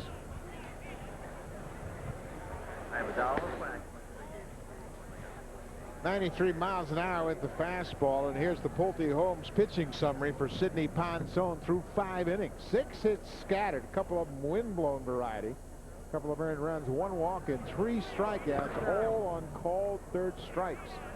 So that tells me not only has the velocity been up as high as 93 miles an hour, but the location has been perfect. He's been able to make his pitches. He struck out Scott Rowland early in the game with a very good slider. Got Kerry Robinson on an inside fastball. Same for Jim Edmonds. Just 1 walk. Has to make every time you see that walk with very small numbers. Pitching coach happy and the starting pitcher happy. 3-2 to Pujols. And you know what else it does, Fred? Because you don't walk many, you don't throw those extra pitches, and it allows you to pitch later into the game. And as we talk about no walks on the 3-2 pitch, the second walk of the ball game. He tried to throw that breaking ball too hard. He wanted to make it break a little bit quicker and maybe a little better, and he didn't have to do that. You could see he was upset at himself after he did it. He came out of his delivery trying to get a little bit more, and it's the first time we've seen it from Ponson all day. Jim Edmonds now with his 3rd trip to the plate. Edmonds has grounded out and taken one of the 3 called strikeouts. Edmonds, a guy that tracks him down in center field and hits with power. Well, I tell you, when he is healthy and 100%, I don't know if there's a better all-around center fielder than Jim Edmonds. Had 12 assists a year ago. Well, we'll see what an adventure Larry Bigby has. The wind takes it away and gone. That ball aided by the wind as Edmonds stopped at second base thinking it was going to be a double wind aided. Instead, Jim Edmonds with his first springtime home run thanks to the wind. And the Cards with the lead. He hit that ball squarely, but it certainly was aided by the wind. That ball was slicing, and Larry Bigby really had his hands full. Edmonds knows he popped it up. Watch his reaction. Oh, I just missed it. And now here's Bigby's adventure in the outfield as he tries to corral that and stays on his feet as the ball sails out of the ballpark, helped by the wind. So 4-3 lead for the Cardinals, and Rowland late on that pitch. Rowland has a double, a strikeout, and he scored a run. And that double was wind aided as Larry Bigby came racing toward the infield, and the ball blown out of his reach. We'll see what the wind does for Jay Gibbons here, staggering under the ball, and Gibby hangs with it for the out. Well, you can see on that play that Brian Roberts ran all the way out into the outfield to make sure that if Gibbons had trouble, he'd be in the vicinity to make a play on it. So the infielders have picked up on this. Hey, every pop-up is an adventure, and I better go out and help out my pal Jay. This is no fun. You know, it's really difficult to get a gauge if you're an outfielder, if you're trying to evaluate the defensive abilities of outfielders. I know Jay Gibbons, I was teasing with him before the ball game as Renteria takes strike 1. I said, give me another windy day. He looked at me, he said, what's new?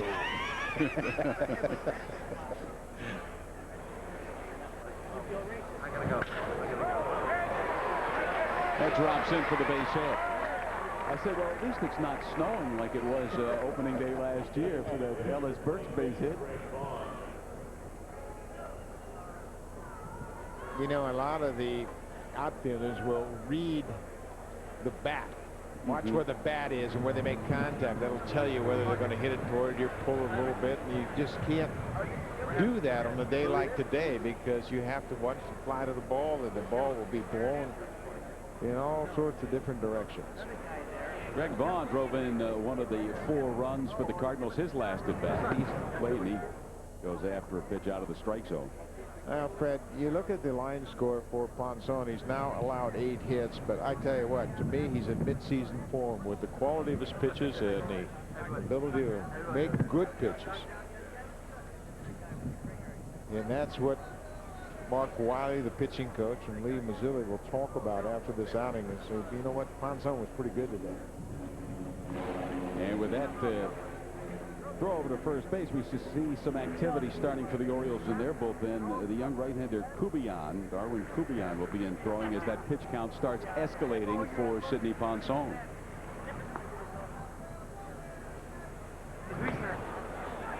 Vaughn again goes around on the pitch out of the strike zone. As Vaughn twice, the 2 thrown balls by Ponson fooled.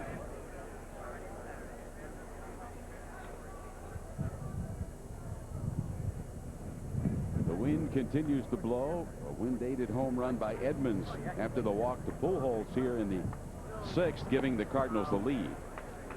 Well, Fred Kubian is beginning to throw down in the bullpen, because what a pitching coach doesn't want to see in a situation like this is a long inning at the end of an outing for your starter, where you might throw 12, 15 extra pitches because of the wind and wind-blown base hits. Especially at this point in the spring, where Sidney's going to make this start and one more. You don't want him out there for a 25, 30 pitch inning at the end of his outing. That will elevate his pitch count to a point where it might be detrimental to his well-being in preparation for his next start. 2-2 now to Vaughn. Well, after today, the Orioles will have just 8 more spring training games. They'll have an off day the final Friday down here, and then head to Chattanooga to play the Reds, and then that Sunday it will be opening day, April 4th at Camden Yards. Orioles had the off day because the only available game was in Vieira against the Expos, and Lee Mazzilli said, no, I don't want to travel that far the day before we have to break camp. Yeah, and there's so many things going on. Players are wrapping up their apartments here. They're making travel arrangements for their families. They're booking apartments in Baltimore, and a lot of things going on, so you want to keep the last few days as simple as possible. And Vaughn goes down swinging first, swinging strikeout, 4th recorded by Sidney Ponson. Now, Sidney was pretty confident he could throw that slider to Greg Vaughn throughout the at-bat. Vaughn never picked up on the slider at all. And there's Lopez sitting on the outside corner, and Ponson delivers a perfect slider for the strikeout. Chris Widger getting his first at-bat of the ball game. Mike Matheny had grounded out and hit into a double play. Widger one time with the Expos, and they expected big things out of this young man. Well, he spent some time in Seattle with Montreal. He appeared in 125 games in '98. They thought he was going to be a very good everyday catcher.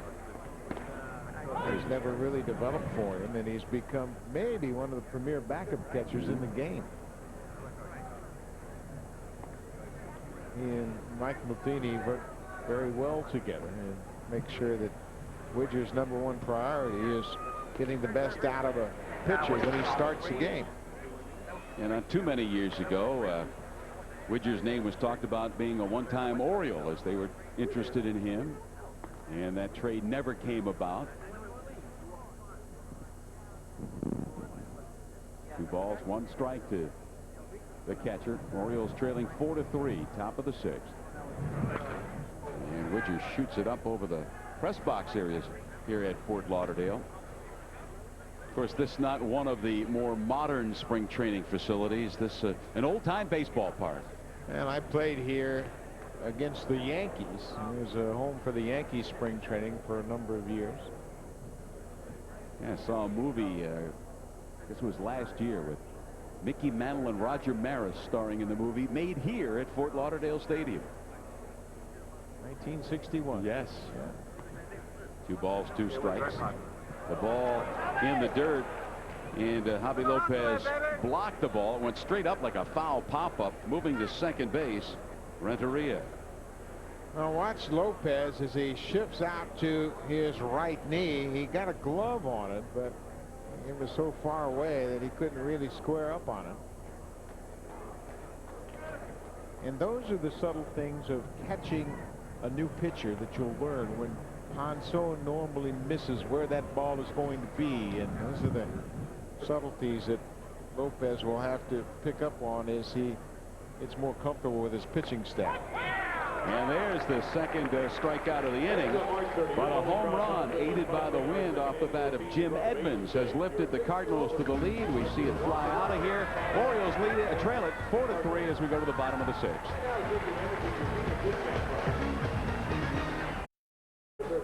Now some changes defensively now as Tony La Russa, as we head to the bottom of the 6th inning, has made several defensive changes. On this windy day, we see Dave Duncan's hair blowing in the breeze. Duncan and LaRussa talking about how they're going to utilize the bullpen the rest of the way. Here you see the changes. In center field, So Taguchi has taken over defensively for Jim Edmonds. Bo Hart is over at third base. He came up and did a good job at second base. Did not play third base last year. Kevin Witt, formerly of the Toronto Blue Jays, spent some time last year with the Tigers, is over at first base. And Palmeiro has a perfect day going, 2 for 2 with 2 runs driven in. Takes the first pitch of the second inning of work for Calero. Hector Luna is taken over at shortstop, and he's a Rule 5 player that the Cardinals have to decide on, just like Jose Bautista for the Orioles. Luna came over from the Cleveland Indians, a very strong-arm shortstop that they have been impressed by this spring. Well, the Orioles have been impressed by Bautista, so that'll be a tough decision for the Birds. Otherwise, they have to offer him back to the Pirates. Well, and that gets back to the meeting between the front office staff and the coaching staff. Can we afford to carry Jose Bautista and basically play with a 24-man roster? Do we have the depth on our team to have that luxury of carrying a Rule 5 player? Now, I'll give you an example. In 1985, the Toronto Blue Jays had 2 Rule 5 players on their team and won the division. I mean, that's pretty interesting that you could do that. We had Lou Thornton and Manny Lee, and both were Rule 5 players. But you really have to know the makeup of your club and have some good breaks. Everybody stayed healthy. You didn't have to utilize those guys very often. Manny Lee became an everyday shortstop for the Blue Jays later on. Lou Thornton never really developed into a full-time major leaguer. Just missing on the inside for the walk. Also, I guess, when you look at Bautista, you have to figure the upside and where he might figure in the future. And you say, well, if we give him back, we lose the potential that this young man offers us for the future. Yeah. And you just try to evaluate where you're going to be. So good afternoon for Raffy. Clay Bellinger, all of a sudden his fortunes on this Orioles team have changed with the injury to McLemore. Bellinger, who had some good years as a utility player for the New York Yankees, is an interesting guy now. He can do a lot of things to help you. He's played all the infield positions, can play in the outfield. Probably could catch if you ask him. Now the Oriole catcher of the day, Javi Lopez at the plate. He has an RBI in 2 trips.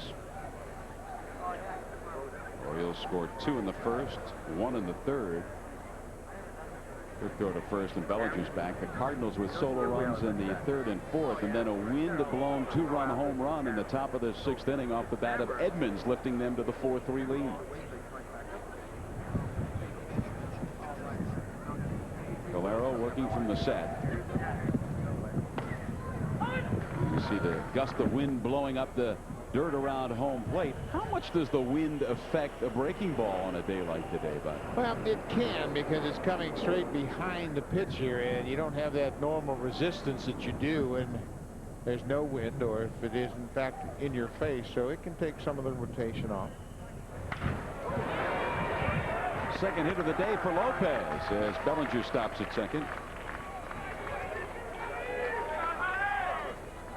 Let's take a look now at the Jim Coleman Honda keys to the game.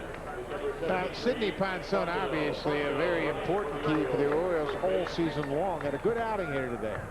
Don't worry about the 4 earned runs over 6 innings. It was a tough day. A wind-blown 2-run home run by Jim Edmonds. Rafael Palmeiro finally gets something to show for all of his hard work this spring. A 2 for 2 day with a couple of ribbies.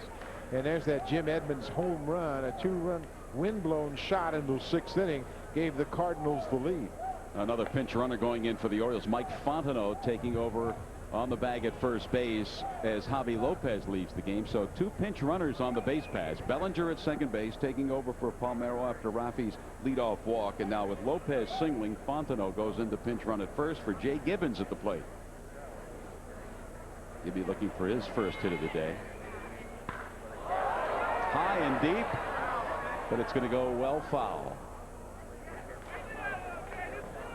Well, Jay Gibbons is a guy that likes to have a lot of at-bats. We've talked about different approaches. That's a pretty good swing right there. He just got ahead of it and pulled it foul. But, you know, he really wanted to get the strength back in his forearms. A year ago, he was dealing with that hamate bone and never really regained the strength in his hand. In this offseason, he really paid particular attention to his forearms to regain the strength in that bottom hand. And catches the corner. Gibbons down on the count 0-2. Activity starting again in the bullpen for the Cardinals. Steve Klein, veteran left-hander. Pretty good trio of newcomers right there in that Orioles dugout. Lopez and Palmeiro finished for the day. And the way they're sitting there from left to right, the way they hit in the lineup. Tejada, Palmeiro, and Lopez.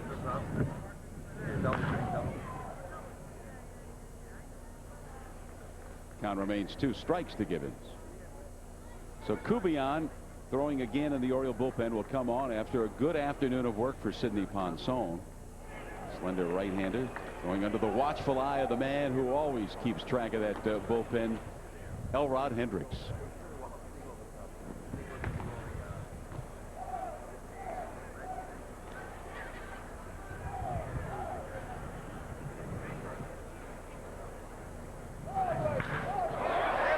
That's a rocket into the right field corner. Orioles have tied as Bellinger scores. Rounding third, headed for the plate is Fontenot. The Orioles take the lead on the 2-run double by Gibbons. Orioles have it 5-4 over the Cardinals here in the bottom of the 6th. There's a good example of the balance in this Orioles lineup this year. Number 6 hitter Jay Gibbons had a good at bat. Fouled off a couple of pitches, just missed hitting a home run, pulled it foul, and hits a good pitch. Fastball down and in, hits it down into the right field corner. Chases home 2 runs. Clay Bellinger, the pinch runner, comes in ahead of Mike Fontenot, another pinch runner. And the Orioles have retaken the lead here. But credit Gibbons with a very good at bat as he hit a tough pitch from Kiko Calero for a 2-run double. Jay Gibbons, the springtime RBI leader for the Orioles, now with 10 at second base. Still no one down, and Surhoff for his 3rd at bat of the game, his 1st against Calero. DJ has grounded out twice, once to the second baseman, the other time to the shortstop, and he has ball 1.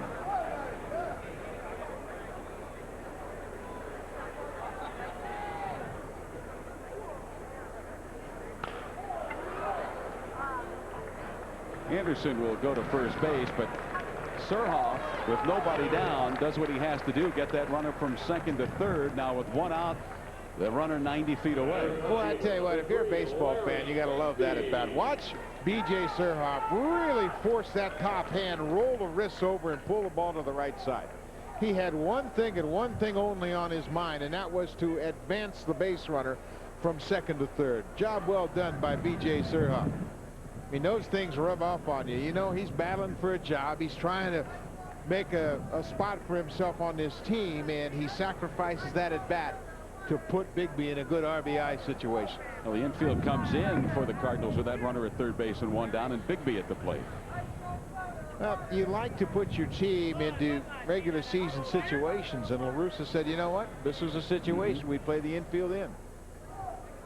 Gibbons the runner at third. Bigby with a 1-ball count. 2-0 now to Larry. It doesn't have anything to do with the outcome of this game, but you take advantage of the situation to put your players in a regular season type of situation. Gibbons getting his instructions from Temmelhorn about running against the drawn-in infield. 3 out of the strike zone to Bigby now. Matos on deck. Orioles have taken the lead on the double to drive in 2 by Gibbons. Jay now at third base with 1 out. Here's a strike. Larry Bigby this spring, 9 hits and 32 at bats. Today he's walked and grounded out.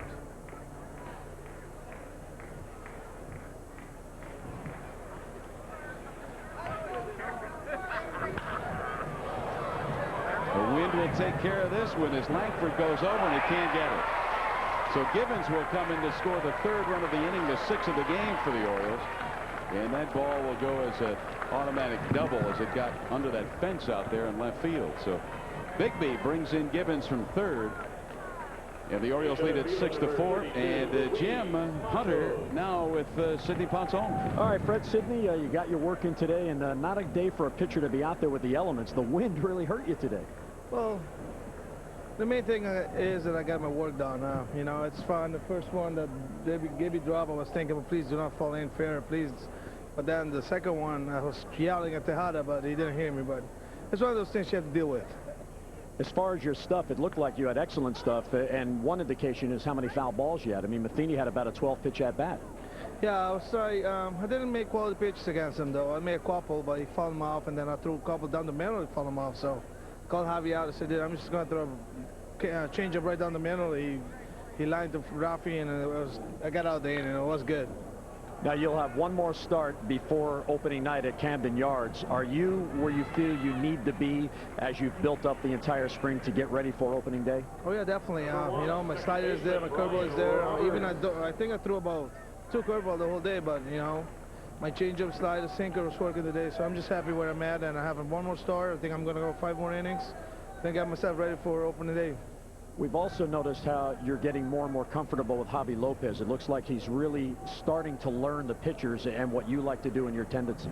Well, it's easy. You know, he knows what he's doing back there, and you know, he goes. We're gonna go with what works. So, you know, I was not lucky that when I was throwing my bullpen before the game, the wind was right into my face, so I had no clue what my stuff gonna be out there, but.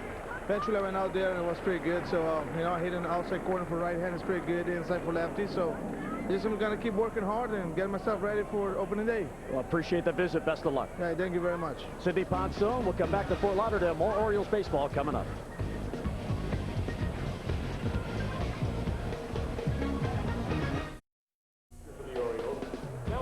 Comcast SportsNet coverage of Orioles baseball is brought to you by McDonald's.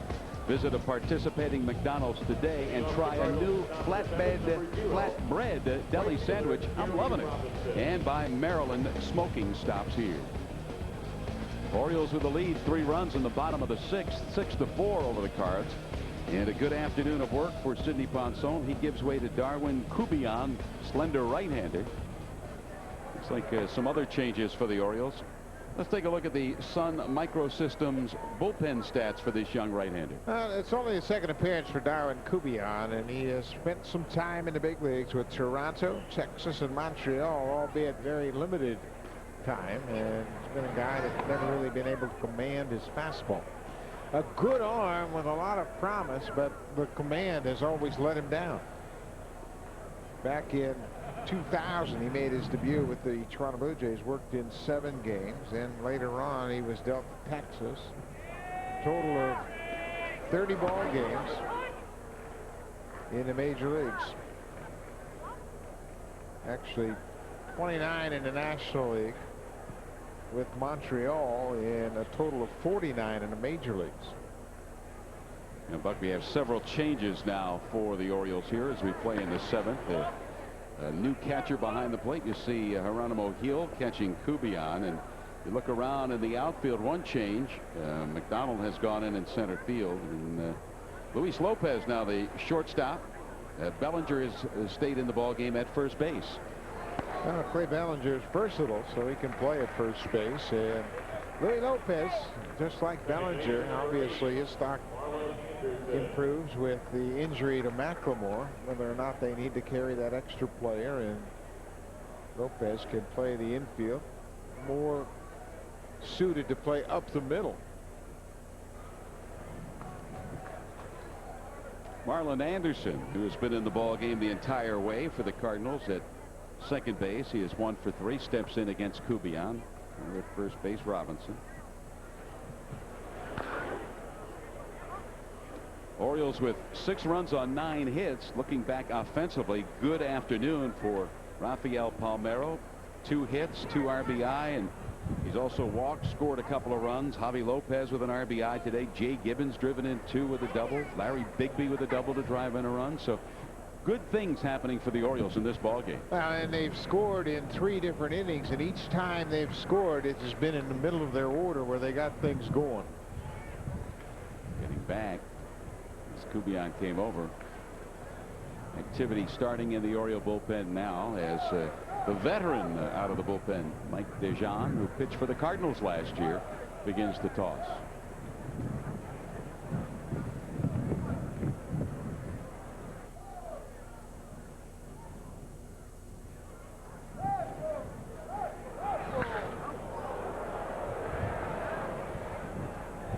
McDonald there to make the grab, and that's one gone.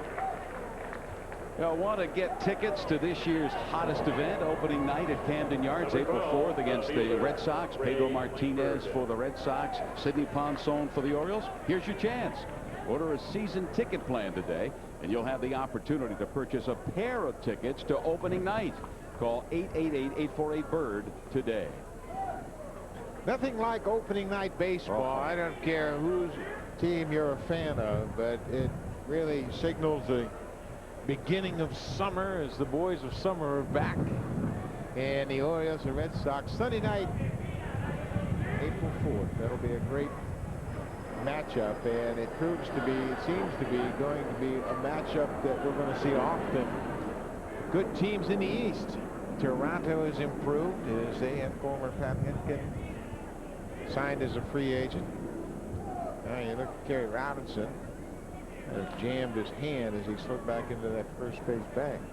And we've seen a lot of that this spring. Juan Pierre of the Marlins the other day, they had a picture that hurt looking at it with his finger dislocated as he went into third base headlong to the bag. Yeah, I dislocated my finger on a play at the plate once, went over to the dugout, got it straightened out, and finished the game. Outfielder gets 10 days off. But that's a catcher. You're talking about outfielders as opposed to the toughest position in the game. Dislocated his pinky, and it's questionable whether he'll be able to start the season. Yeah. Come on. He's not a piano player.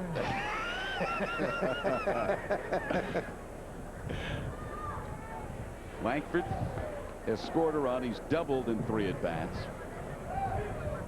And another throw to first, and diving back again, getting the hand on the bag, Robinson. And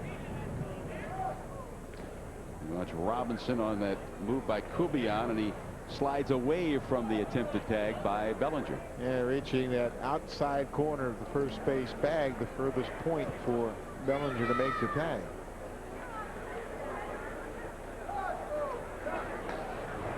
They're concerned with Robinson.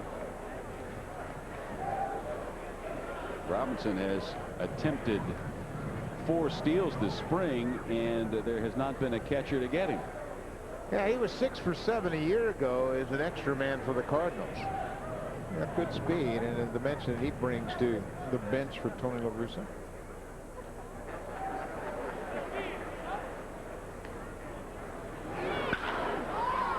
That'll be pushed way foul by the wind. Well, we have down the right field line in the bleachers section, navy whites today. It was good to see before the ball game. Bob Byron, the commanding officer of the USS Pinckney, throwing out the ceremonial first pitch. Great to see those guys serving our country, enjoying the ball game this afternoon. They're on their way to San Diego from Norfolk. Yeah, it's a destroyer, and they are just stopping here in this Fort Lauderdale area. The ball blocked by Geronimo Hill, but going down to second base, Robinson. Orioles with a 2-run lead. Robinson now in scoring position at second base. That would be a pretty good day for the sailors to get out to the ballpark after spending so much time on the water on that ship.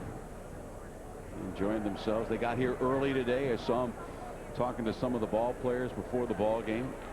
They were down on the field, as we mentioned, before the start of the game with the ceremonial first pitch. Neat to see it. Langford with a 1-ball-2-strike count, 1 down. And Langford does not chase that pitch down and in.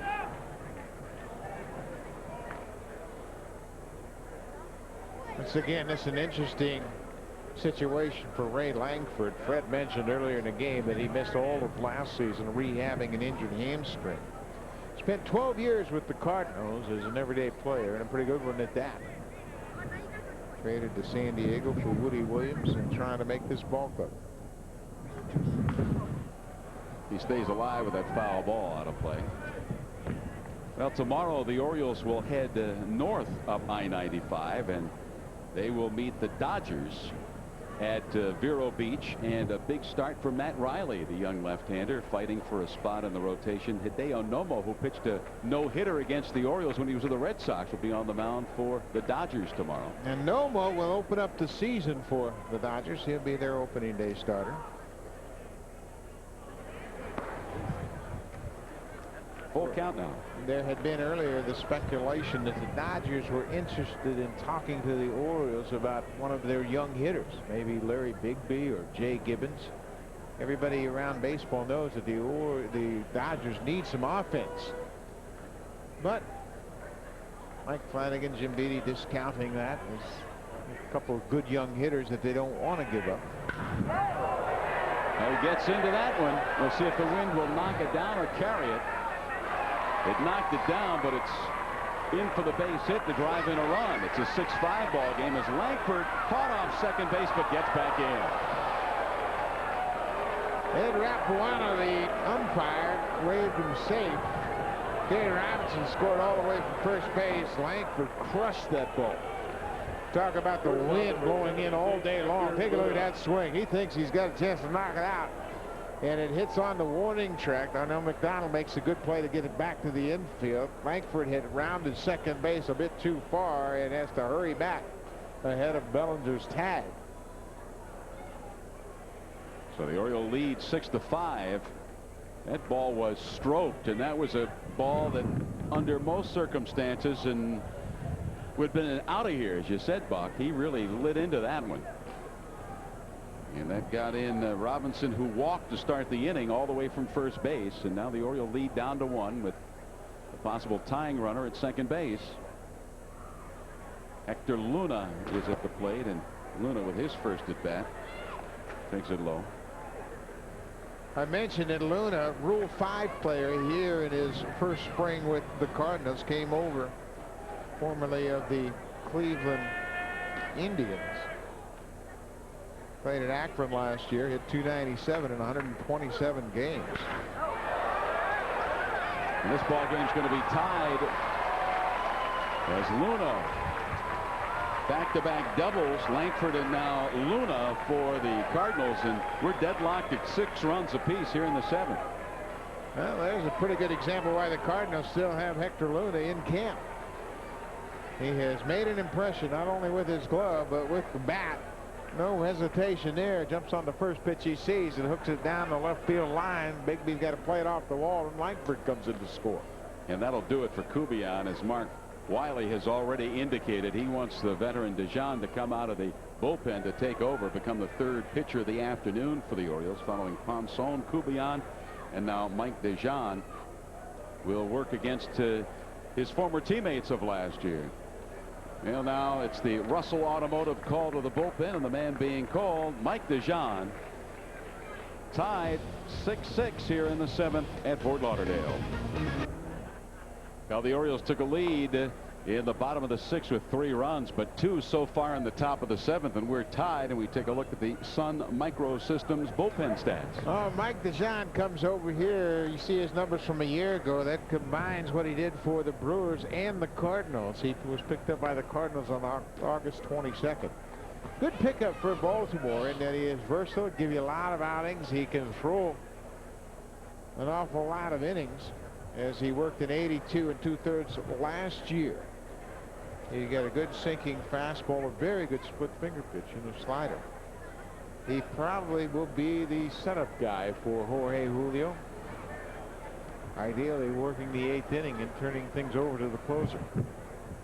Kevin Witt's first at bat, and it's fouled out of play. And another thing he brings to the table is the fact that in the past he's been a very effective closer should something bump in the road occur for Jorge Julio. Exactly. And you know what, you have a couple of saves in a row. Julio needs a day off. You've got a guy that's experienced that before that can go out there and close out games. Lee Mazzilli would like nothing more than to pitch Julio about 5 days in a row, have him save 5 games, and then go to Mike DeJean. Anyway, look at the way the bullpen stacks up at this point, and you see the arrow pointing to Julio as the closer. And that could change just a bit. You don't think so, but you got the veteran Buddy Groom and some good arms in John Parrish and B.J. Ryan. Boy, you talk about an asset. Having 3 left-handers down in your bullpen for a manager, that gives you tremendous flexibility, especially when you're thinking about going up against the Yankees and all those great left-handed hitters.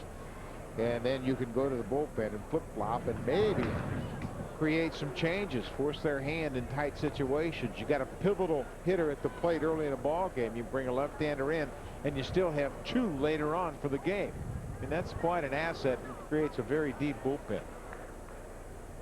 One of the things Mike Flanagan talked about when they signed Dejan is the fact that he can get out left-handed hitters as well as right-handed hitters. And strike 3. He got out the lefty with that time.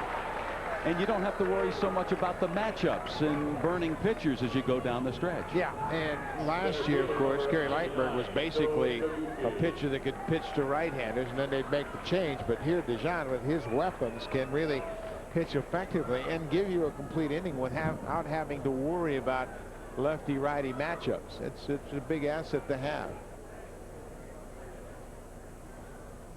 Taguchi getting his first at bat. This is the spot originally occupied by Scott Rowland. Taguchi from Japan, pretty popular guy for the St. Louis Cardinals and a pretty good player. As we feel some rain drifting in here at Fort Lauderdale Stadium, a gray cloud coming overhead.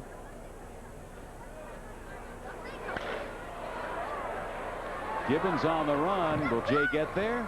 He does for the final out, but 2 runs touch the plate for the Cardinals in the top of the 7th. We head to the bottom of the inning at Fort Lauderdale. Orioles 6, Cardinals.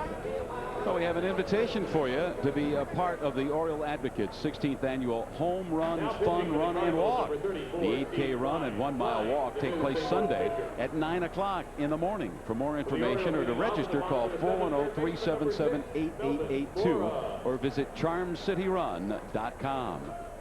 There's still some rain falling from the heavens here. In fact, they're starting to cover the bullpen areas with a tarp, but no movement toward the major tarp to cover the infield yet as the wind-blown rain falls, and Melvin Mora comes in against the new pitcher for the Cardinals. And we take a look at that man, Steve Klein, with the Sun Microsystems bullpen stats. Steve Klein got a lot of work last year in crucial situations. He had 3 saves in his 78 games, and Jason Isringhausen, their closer, was injured, didn't join the team until June. Everybody had to be pushed up a notch, and Klein was included in that mix. A very valuable left-hander coming out of the pen. And a guy that can match up lefty-righty. He has the weapons to pitch effectively against right-handers as well. 2-1 to Melvin. Mora has a base hit and a run scored in 3 trips today. Orioles 6, Cardinals 6. Orioles being out hit, however, 10-9. Foul tip into the glove of Widger. There was a situation for Klein last year where he may not have the, well, how do you say it? He may not be cut out to be a closer at times. And certain people have certain makeups. It's not an indictment for sure. He's a big league pitcher, but you have to identify where he is best suited to help your team. Let's take a look at what's upcoming on Comcast SportsNet and Orioles O's TV. The Red Sox, boy, 3 games with them, and then the always tough Tampa Bay Devil Rays upcoming. Yeah, Tampa Bay has dramatically improved, and they went out and spent some money and brought in some character players. And Lou Piniella told me the other day, you can buy character, you can buy professionalism, but you can't buy a #1 starter in our economic situation. Louis Lopez shoots one toward right field and in. Lopez going with a pitch, doing a good job at the plate. Miguel Tejada, that's the spot that Miguel had occupied in the order, had a couple of hits and 3 at bats. Lopez on with 1 out.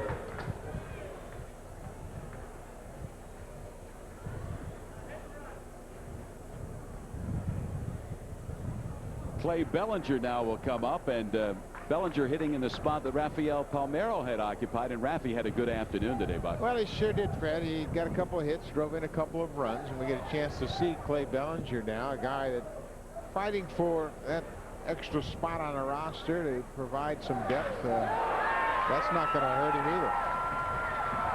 Lopez will round second, head for third, and Bellinger with a two-bagger with one out here in the bottom of the 7th inning. Orioles with 2 runners in scoring position.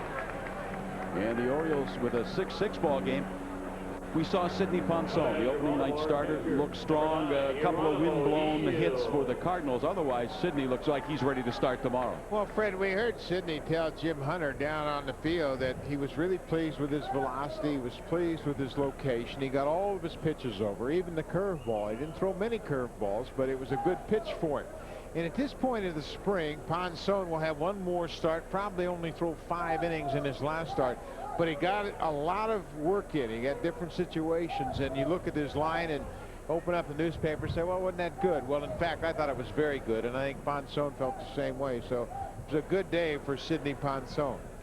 Geronimo Hill fighting for a spot on opening day at Camden Yards. Stands in for his first at bat. Infield is in for the Cardinals.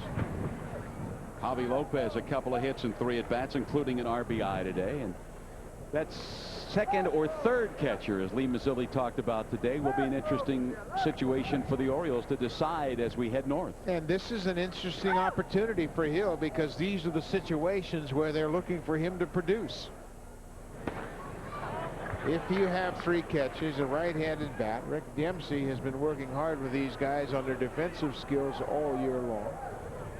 And Hill, of course, is a strong-arm catcher and has some power. But if you're going to take 3 catchers, Hill would be the guy that you would think about for that little extra sock off the bench, a right-handed hitter. Geronimo takes a strike. 2-1 now. So if you're trying to impress a manager that has not really seen you play on day-to-day situations, this is a valuable at bat for you. Not because you got a chance to win a spring training game, but because you're facing a big league left-handed pitcher, somebody that you might have to face during a regular season. Well, this will not get that runner in from third base, and 2 gone. Luna fielding it on the grass as the infield was in. Fielder number 31, Jay Gibbons. Well, you see the manager standing in the dugout, and you got the infield drawn in. You want to hit the ball in the air at least to plate 1 run, maybe 2 with a base hit. But Geronimo Hill hit the ball to the shortstop. His last at bat last inning, Jay Gibbons helped the Orioles on their way to take a short held lead. He had a 2 RBI double. Now he has runners at second and third with 2 gone. Lefty against lefty. And Gibbons looks at strike 1. A big sweeping slider from Steve Klein. Very difficult for left-handed hitters, because it seems as though you can never reach it by the time it breaks over the plate.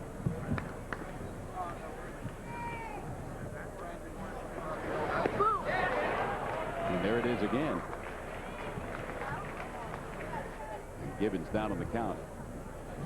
Watch out, Gibbons tries to hang in there, but the ball sweeps so far away from him, he can't check his swing in time. 2 strikes to Gibbons, 2 out, 2 on for the Orioles in a 6-6 ball game, bottom of the 7th.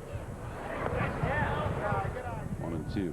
Gibbons last year did a nice job against left-handed pitching. He would go the opposite way at times, not try to do too much with a pitch. Yeah, and he is going to play against all pitchers, and he's going to have to really continue to improve his ability to hit left-handers, and that's the best approach. Try to hit him right over the shortstop.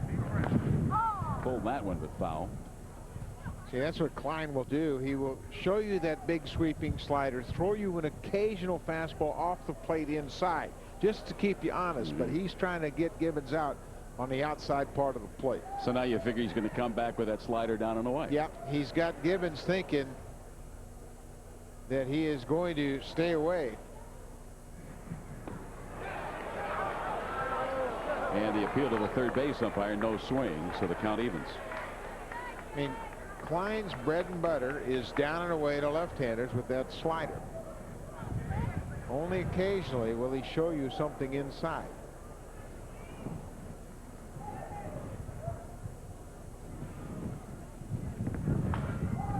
And that's going to go out of play as the wind whips and the rain falls again.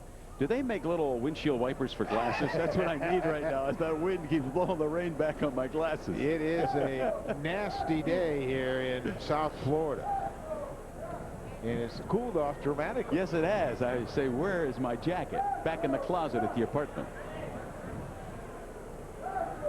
Well, it's been a tough week weather-wise here in Fort Lauderdale. Klein with a 2-ball, 2-strike count. 2 on for the Birds. And Gibbons goes down. That's it for the Orioles. They fail to score here in the bottom of the 7th. We head to the 8th. Orioles 6, Cardinals 6. Well, back here at Fort Lauderdale Stadium with Orioles shortstop Miguel Tejada. You can tell that we're getting used to the weather. As soon as the rain comes down, we get out the umbrellas. But good to have you in Baltimore, and I know you're excited for a good year. Yeah, you know, I'm excited. I'm happy to be here, and I can't wait to see this. The first day of the season open to, you know, go to Baltimore and show the fan and give you some good game to the fan. We've admired you as an opponent and now thrilled to have you in Baltimore. One of the things that we've noticed is just how much you love the game. I think if they let you play 9 innings here, you'd say, okay, fine. Yeah, you know, I play 9 innings. I'm Manfra, you know, that's my job. I love this game, and I think there's a lot of fun up there that you said that see me play 9 innings. And the sooner I get to the ballpark, just ready to play 9 innings. I'm happy to do it, and I hope everybody enjoys seeing me play baseball. You've been very helpful to the younger players in this camp. And I guess somewhere along the line in your career, you had players that helped you, and now you feel it's your turn to give back. Yeah, you know, it's my turn to help a young guy. I have, when they always come here to the big league for the first time, I have a couple, 3 guys that help me out. And now I can tell all those kids how I learn to play baseball, and when the daytime comes, they do the same thing. There hasn't been a lot of respect nationally for this club, but the more you see the club, the more you like the potential of what might happen with this team. Are you optimistic for a good year? Well, I think, you know, and this team is there's a great ball club. We had a great team. The pitch is doing great thing, and I think that from the first day we're gonna start to play the game like if we are a champion team. And this year gonna be a big surprise. This team gonna be playing a good baseball, and I hope we're gonna go to 100 games. You were a player with the Oakland Athletics as they built that team with young pitching, and you can kind of see the parallels here. Jim Beattie and Mike Flanagan brought in you and Rafael Palmeiro and Javi Lopez to help the offense, but the young pitching will determine. Can you see any parallels into what the Athletics did and what the Orioles are trying to do? I think that, you know, the one I try to do is let the pitching, and I think that's the thing that we have to do in here. We got a great job pitching here, and we just have to let him pitch. Let him pitch and let their ability go. And I think that's why Oakland have a great pitching now. And if we're gonna do that, we're gonna the hitting gonna be up there every day to try to help it, and they're gonna be trying to do his job. And we're gonna let him play, and we're gonna be have a better good pitching right now. And we also saw today in the first inning what that middle of the lineup can do. 2 outs, nobody on. You double, Palmeiro base hit, get you in. Base hit by Lopez to get Palmeiro in, and there you go. It's a 2-0 lead. Yeah, you know, that's what we're going to do in the season. I think for the pitching, we're going to be doing a great job. We're going to be hitting, we're going to be scoring out, and I think that's why we're going to win. The pitch is going to help you all, and I'm also going to be up there for the pitch and try to help it. Finally, how excited are you to be playing your first game as an Oriole in Camden Yards on Sunday Night Baseball? And on top of it, you get to face Pedro Martinez. Yeah, you know, I'm excited. I'm excited to show to the fan what I do. Excited to be in this team. Excited, can't wait to see the opening day. And, you know, I think that's not only me. I think it's everybody. Everybody's had an answer to do it, something good for this team. And everybody's joy right now. They've been training. They're happy. Everybody happy. There's a lot of happy face in here. And I think that's the thing we're going to do in the season, just playing every day, go to the field every day to have a great game. Well, I appreciate you coming out in the drizzle, and welcome to Baltimore. Everybody's so excited to have you as a part of this organization, and best of luck. Thank you. Thank you, guys, for having me here. That's Miguel Tejada, guys. Back to you. Well, Miguel, Ray Fosse, former big leaguer, now broadcaster for the Oakland A's, told me, he said, you will love to watch Miguel Tejada, not only in the ball game, but in spring training with his work ethic, and he thinks one thing, win. Well, and we have seen that here. He certainly brings a lot of enthusiasm to this team, and he compares very favorably to the other shortstops in the American league. Excuse me, when you look at Alex Rodriguez, he was the MVP in 2003. Tejada, you know, it's easy to forget that Tejada was the MVP in 2002. And there are the last 4 years, and he compares very favorably to those guys that get so much attention. Jeter, Garcia-Parra, and Alex Rodriguez. You can see that Garcia-Parra hit 77 home runs in that 4-year span compared to Tejada's 122. Alex, of course, is the strong man of this 4-man shortstop team, but Miguel Tejada plays every inning of every game. He is out there to play ball, and certainly brings a new level of athleticism to the position. We talked about how improved this ball club is. Well, with Melvin Moore at third base, he is much more athletic than Tony Batista. He will give you better range, and yeah, it's going to take him a while. There's a growing pains over there at third base as he gets used to the position, but Tejada at shortstop with his bat and his glove, certainly for this ball club, is a dramatic improvement. And to hit in third in this order ahead of Rafael Palmeiro and Javi Lopez is a good sign. Second baseman Brian Roberts will fight the wind and make the grab for the second out. Greg Vaughn still at first base. He reached on the error committed by the shortstop Louis Lopez with 1 out here in the top of the 8th. Now 2 gone. And Kerry Robinson, who's gone the distance in right field, will get his 4th at bat of the ball game. His last trip to the plate resulted in a walk, and he scored one of the 3 runs, or one of the 2 runs, I should say, for the St. Louis Cardinals in that inning. The Cardinals getting solo runs in the 3rd, 4th, 2 in the 6th, and 2 in the 7th. Bigby on the run. The wind pushes it well out of Larry's reach, and he slams into the fence, and let's hope he's okay. The wind just propelled the ball away from Bigby as he raced after it, and he's got a smile on his face. That's always a positive. Well, it is, and I think he's laughing because this wind has been difficult for all the outfields to deal with all day long, and you can see that collapsible fence gave way as he banged into it. He runs back. None of these outfielders are going to be too sorry to see this game come to an end after dealing with this wind all day long. It was windy yesterday up in Vieira. It's supposed to be windy through the weekend here in South Florida as the front stays. And as you say, Buck, the outfielders, infielders, they say, hey, good riddance when it finally leaves. But the hitters, they get these base hits that look good in the scorebook, but not good when you see the way they came. Bunted at the throw to second base, and safe at second is Vaughn. As that ball skids to center field, but backed up by McDonald. Louis Lopez looked like he got hit in the ribs by Greg Vaughn as Lopez tried to hang in there. Watch Louis Lopez hang in and dig out this ball, and actually that helmet hit him right in the hip, and then he landed on it. But he's trying to flag down this short throw. He hangs in there, and Vaughn slams into Louis Lopez. He appears to be okay. Mike DeJean ahead of the hitter, Kerry Robinson. 2 strikes. 2 out. He got him. That's the inning for the Cardinals as they strand Vaughn at second base, heading to the bottom of the 8th. Orioles 6, Cardinals 6. Season ticket plans and individual game tickets are available now by calling 888-848-BIRD. or by visiting theorioles.com. Now, don't forget, Saturday is the final season ticket tag day at Camden Yards, where you can pick out your season tickets in person. Now, you don't have to wait till Saturday. Call 888-848-BIRD and do it now. New pitcher comes on for the Cardinals as we take a look at the Sun Microsystems bullpen stats. Ray King, 1 season with Atlanta last year. He made 80 appearances, had a very good ERA at 3.51. Worked in 59 innings, struck out 43 hitters. Prior to that, he was in Milwaukee over the course of 3 seasons. He really provides some depth for Tony La Russa from the left side of his bullpen. E.J. Surhoff, his 4th at bat of the day. He is 0 for 3, but his last at bat in the 6th inning, he hit a ground ball to the right side of the infield that allowed Jay Gibbons to reach third base, and That's what he was up there to do, is advance that runner at least from second to third, and he bounds out to King for the first out of the inning. Yeah, that was a very good at bat, and BJ will finish up the day with not much to show for it, but he certainly made an impression for Lenny Mazzilli. He got the runner over, gave Bigby an opportunity to deliver an RBI, and they're going to have to do all those little things to become the contending ball club that they intend to be. Larry Bigby with an RBI double his last trip. He is 1 for 2 with a walk.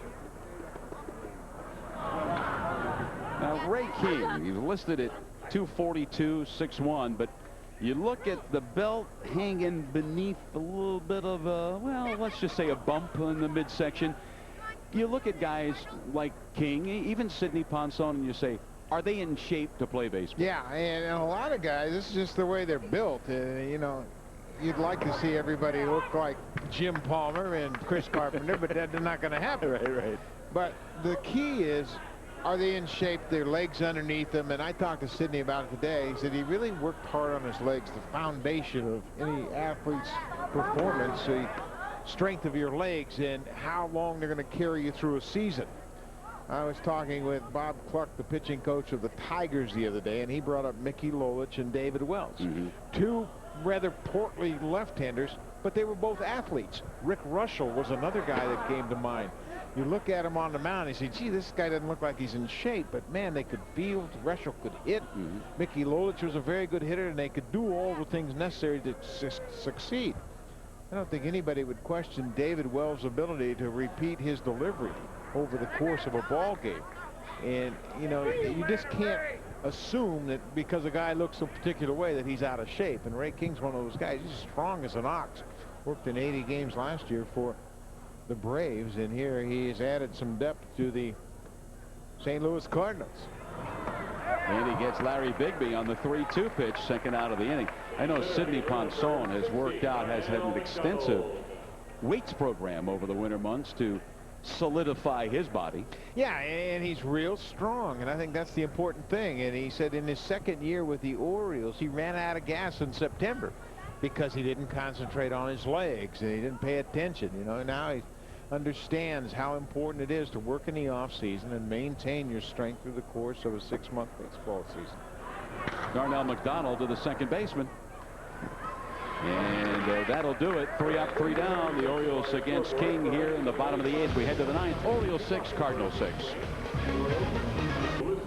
Well, we head to the 9th and we take a look at that Nissan game summary, and all positives for the Orioles, Buck. Well, Fred, you're right about that. 2 runs in the first inning came with 2 outs, and it's the heart of the order that delivered. And Sidney Ponson had an outstanding outing, 5 strikeouts, just a couple of walks. Jay Gibbons delivered a big 2-run double in the 6th inning. And Javi Lopez, the free agent catcher signed by the Orioles in the offseason, 2 for 3 with a job well done behind the plate. And let's not forget Rafael Palmeiro, 2 for 2 with 2 runs driven in. Jorge Julio comes on to pitch the top of the 9th inning here. Last year, 0-7 in 64 games, but he had 36 saves. And Lee Mazzilli hopes to see Julio improve upon those numbers as he gains more experience. Certainly has the stuff and the makeup to close. A lot of guys will have the stuff, but they kind of shy away from that 9th inning pressure. Not Julio. Brian Roberts in shallow right field to get the first out of the inning.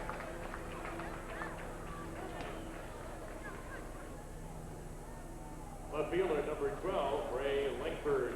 You know, Jorge Julio, a young man, but certainly stepped up and did a nice job for the Orioles out of that closer's role. Well, in his second year, I think it's important that he was able to improve, and you see that he was 4th in the American League in pretty impressive company.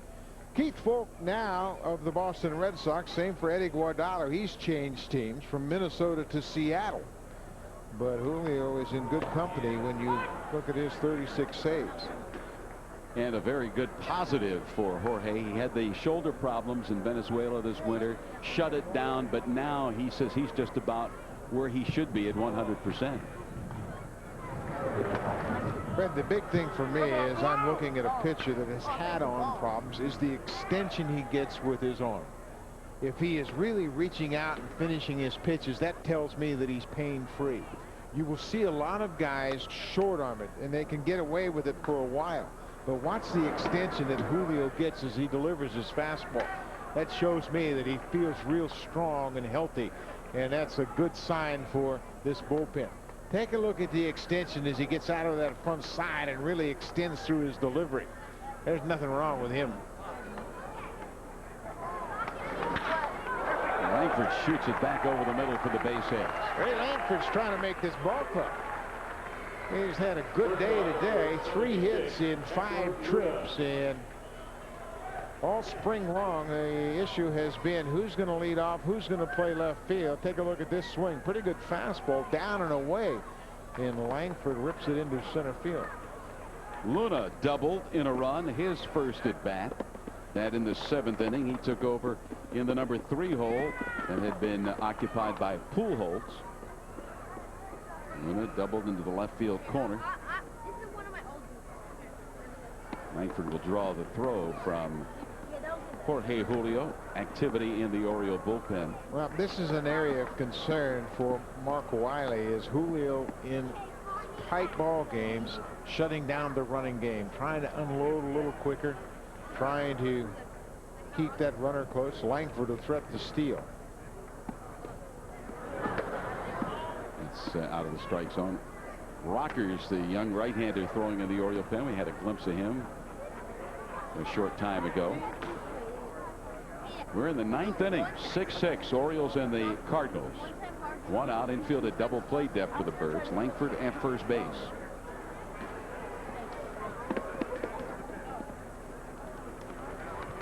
Again, Langford draws the throw. Langford last year missed the entire season with that hamstring. But making a big statement here today, and as Buck said through the entire spring, that he should be an everyday player this year for the Cardinals. Foul ball, pulled foul down the third base side. Julio did a pretty good job with the slide step right there. He disrupted the timing of Ray Langford, who had had a couple of pitches to gauge the release of Julio. And that time Jorge goes with a slide step. Watch his front foot. Just picks up the foot, quickly sets it down, and that robs Langford of any opportunity to steal. And you know what? Until a pitcher sees that he can have the same velocity with that slide step, he's going to be reluctant to use it. But this is a good time to use it with a good base runner at first base like Langford.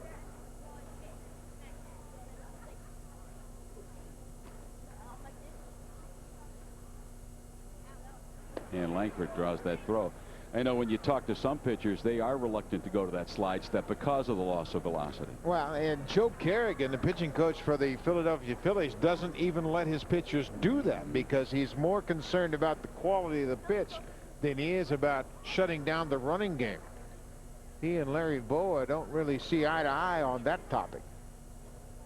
We saw last year at times Jorge was susceptible to the stolen base. Yeah, he just really didn't do a good job at all, and it's so important when you're the closer. I mean, they know you're difficult to hit, and you're going to be pitching in close ball games, so you've got to be able to keep a runner close. Julio concerned with Langford as Luna out of the box reading the sign from Jose Oquendo, the third base coach.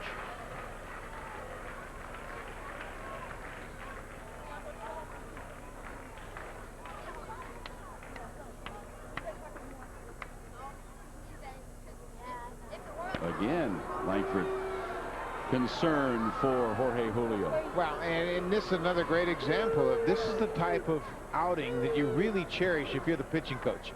You want Julio to work on these things, and he's got a legitimate major league base stealing threat at first base. Ball off the glove of Geronimo Hill, and all that work of keeping Langford close goes by the board. Boy, it sure does. And right off the glove of Geronimo Hill, and you just can't allow that to happen. I mean, you're in a tie ball game, 9th inning, got a good base runner on. Julio's doing his job of keeping the runner close.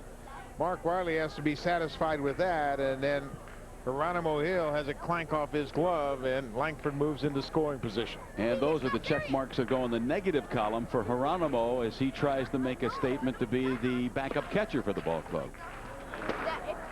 Now 3-1. And Rick Dempsey certainly doesn't like to see that. I tell you what, a manager or coaching staff hates to see catchers drop balls anytime. I mean, it's just such an integral part of the game. And that's ball 4. So now runners at first and second, top of the 9th, tie ball game 6-6, 1 out. And Witt will get his second at bat. He took a called third strike as Mike DeJohn, who looked very good out of the bullpen, came on to face him in the 7th inning after 2 runs had scored for St. Louis. And Kevin Witt took a splitter from Mike DeJohn. And now Julio's in a tough spot because he's a fastball pitcher throwing to a dead fastball hitter in Kevin Witt. And that go-ahead run at second base. And there's the fastball, but out of the zone.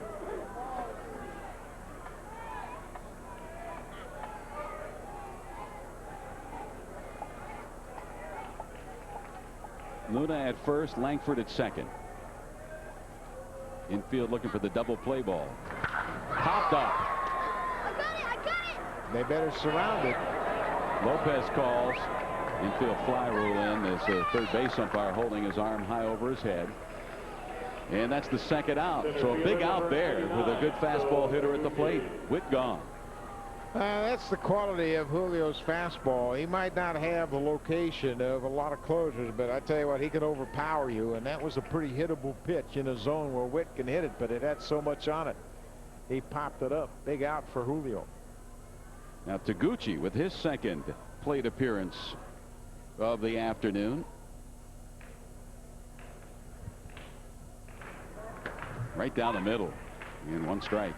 This is what I love about Julio. He really has a lot of conviction, and he believes that he can beat anybody. And he comes right at you. He doesn't try to make perfect pitches. He's challenging you to hit it. Well, let's see what the wind does here as Bigby chases it in the left field corner and foul. Well, that wind rode it out of the ballpark, but foul.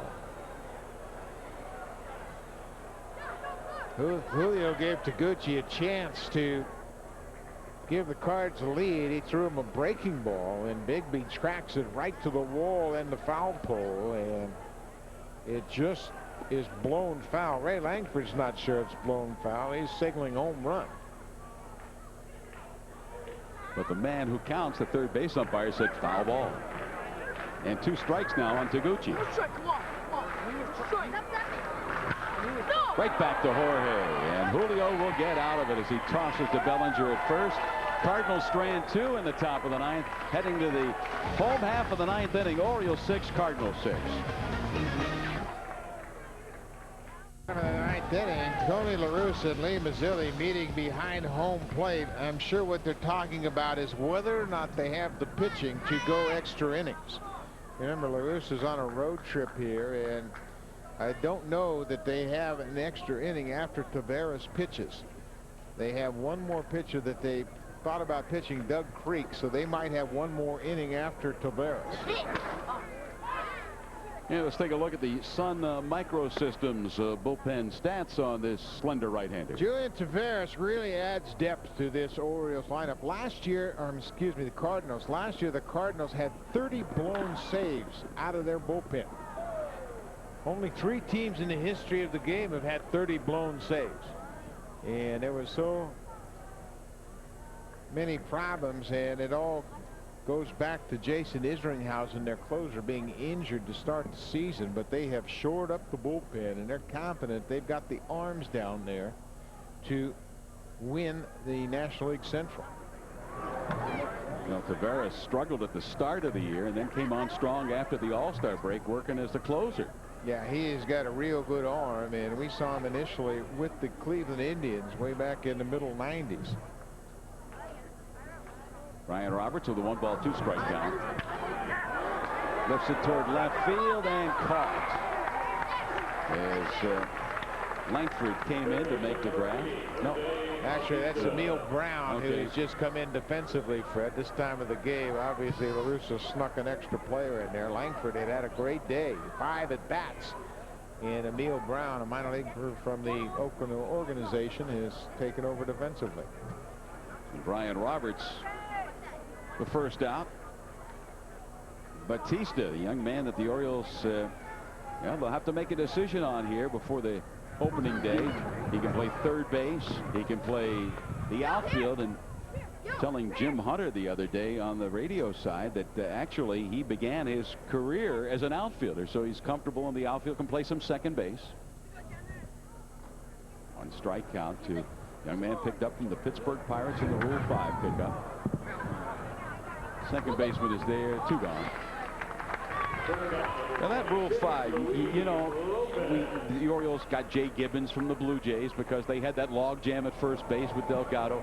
But you have to wonder about the Rule 5 rule because sometimes it impedes the progress of a young player. Yeah, it sure does. And it's a special situation where you can keep a young player and give him enough at bats, because Jose Morban's a perfect example from a year ago. He was on the team, but had very limited exposure and didn't get much of an opportunity to play. When he did play, he played pretty well, but you know, that's a whole year of his development that has to be put aside, and it's basically a setback in most situations.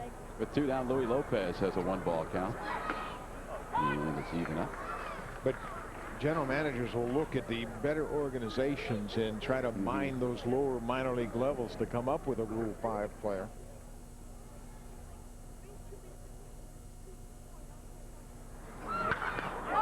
High to right field. And that's the inning. 1, 2, 3 go the Orioles in the bottom of the 9th, heading to extra innings in Fort Lauderdale. Orioles 6, Cardinals 6. Here's comes on to work for the Birds as he comes on in extra innings, and it looks like the lone pitcher left for the St. Louis Cardinals, Doug Creek, a left-hander, beginning to throw for them. So we don't know this as a fact, but this very likely could be the last inning of this ball game as we play spring training baseball and limited number of pitchers the managers want to use in these games. And this will happen from time to time, but at this point of the spring, you're not going to extend any of your pitchers and ask them to pitch an extra inning. You're trying to prepare them for the regular season. Tony La Russa and Dave Duncan have been together for a long time, and they know how to prepare a pitching staff, and I'm sure La Russa in his visit with Lee Mazzilli.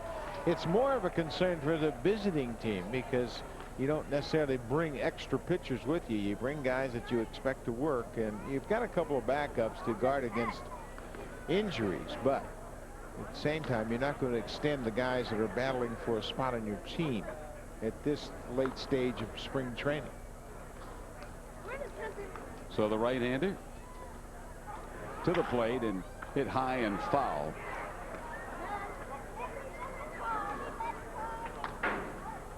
Let's take a look at the Sun Microsystems bullpen stats. Aaron Rakers has pitched 4 games here in the spring, 3 2/3 innings. He has 4 strikeouts. Last year, split time between Bowie and Ottawa. Worked out of the pen exclusively. Batista handles a tough chance. Strong arm throw and a nice tag by Bellinger to get the out. And pretty good defensive play on both ends of that play. Jose Batista, third base, knocked it down, stayed on it, had the arm strength to gun it across the diamond. This is the benefit of playing third base. You have the time to pick up a bobbled ball and throw across the diamond. The ball's inside the bag, but there's Clay Bellinger to step off first base and swipe the runner as he passes by. Bo Hart, the first out in the top of the 10th, and Greg Vaughn stands in. He pulls it on the ground, third base side, and the bullpen catcher down there doing a nice job. What he's supposed to do, protect his teammates.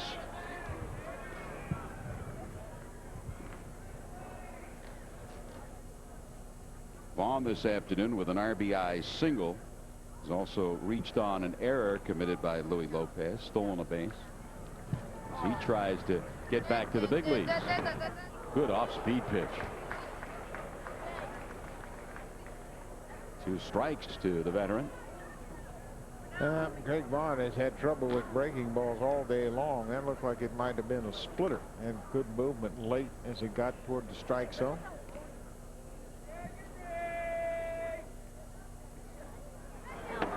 Just missing, as Rockers thought he had that outer portion of the plate, but not so the home plate umpire, James Hoy.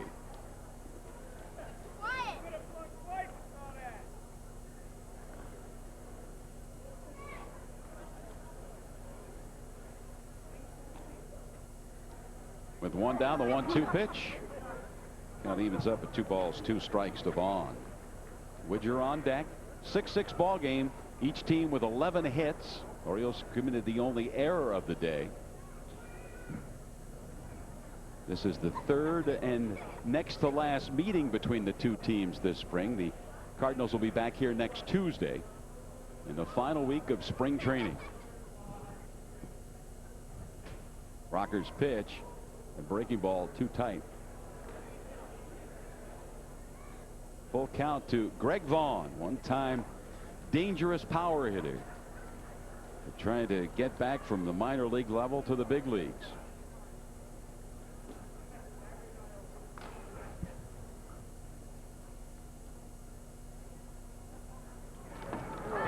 And Vaughn is gone.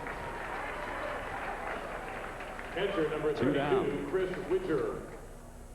Pretty good movement on this pitch, and watch how the fastball runs down and in, and Vaughn really pulls off it. Watch his head fly out and then stayed on it, trying to do some damage here in this 6-6 ball game in the 10th inning. Chris Widger, he replaced Mike Matheny. Matheny, the starting catcher for the Cardinals. Widger looks at strike 1. So Rockers has come out of the pen working this 10th inning, retired the first 2 batters, and gets ahead of Chris Widger.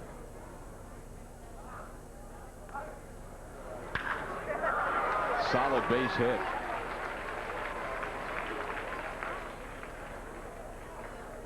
Right fielder number 0, Kerry Robinson. Kerry Robinson has gone the distance for the Cardinals and Tony La Russa today. Been on base 1 time. He walked in the 7th inning and scored one of the 2 Cardinal runs. Officially 0 for 3 with that walk and a run scored. Widger not very fast, the runner at first base.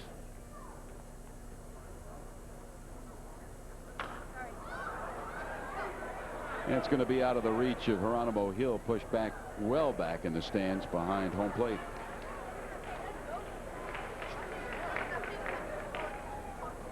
Well, Fred, you think about the overall performance today by both these clubs. I think Chris Carpenter threw the ball well for Tony La Russa. He was a starter for the Cardinals. They got to see most of their bullpen pitchers perform well. The Orioles got a great start from Sidney Ponson, although great by the statistical aspect of it. You wouldn't consider it, but you look at the stuff, you look at his command, you look at his composure.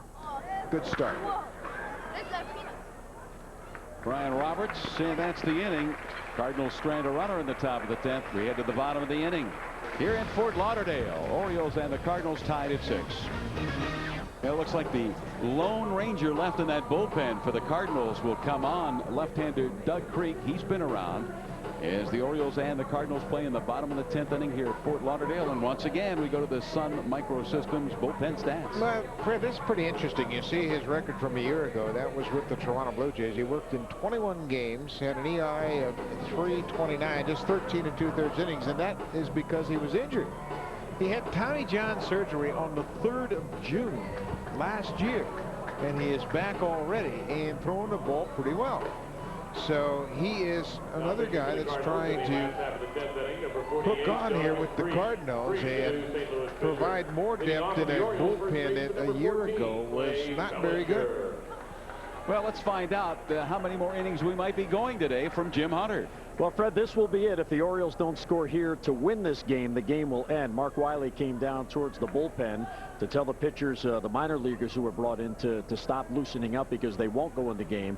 He said Aaron Rockers could have gone another inning. However, the Cardinals, after Creek, are out of pitchers. So if the Orioles score, the Birds will win. If not, it'll be a 6-6 tie. And as Buck was saying a moment ago, when the team goes on the road in spring games, they take the pitchers they know will get in, maybe an extra 2, and that's it. So the baseball will end here.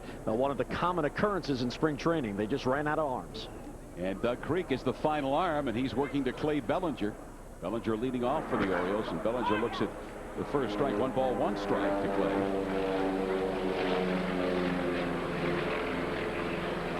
Clay Bellinger doubled his only previous at bat.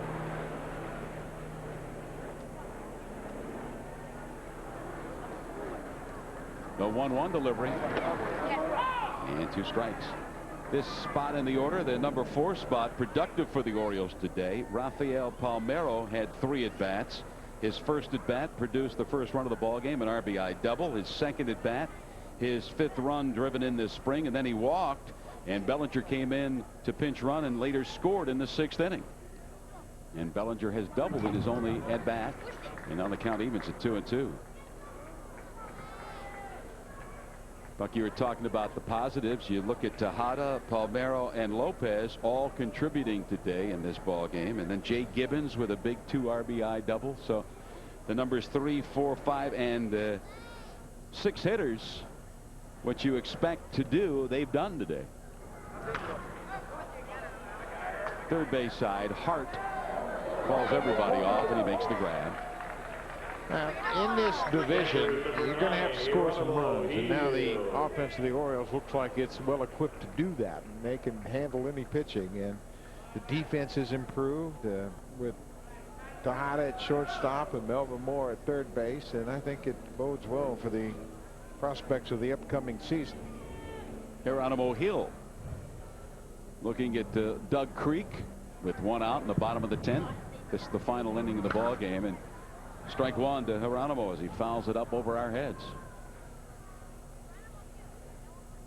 Geronimo Hill and Osick now battling for that reserve catcher spot as the Orioles today release Bill Hasselman. Of course, Robert Machado also in that mix. Well, for the second time in this game, Geronimo Hill has a situation that can help him make the ball club. He had it earlier, second and third, just 1 out, chance to drive in a run. He grounded out the shortstop, but if he's to make this team, it is probably as an extra player off the bench, provide a little pop. We talked about it earlier, the most of the depth that we project to be on the bench is left-handed. So they need a right-handed bat, and Hill has shown some power in the past, and certainly this type of at bat could serve him well. Creek's 1-2 pitch. We're looking at a 2 ball 2 strike count now on Geronimo Hill. Creek, 35 years of age.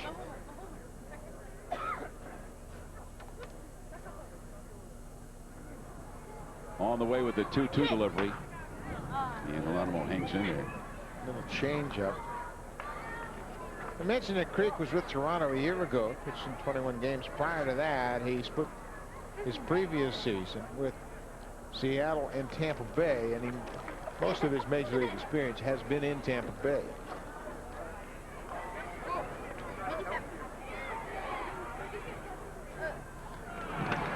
Three and 2 now to Hill.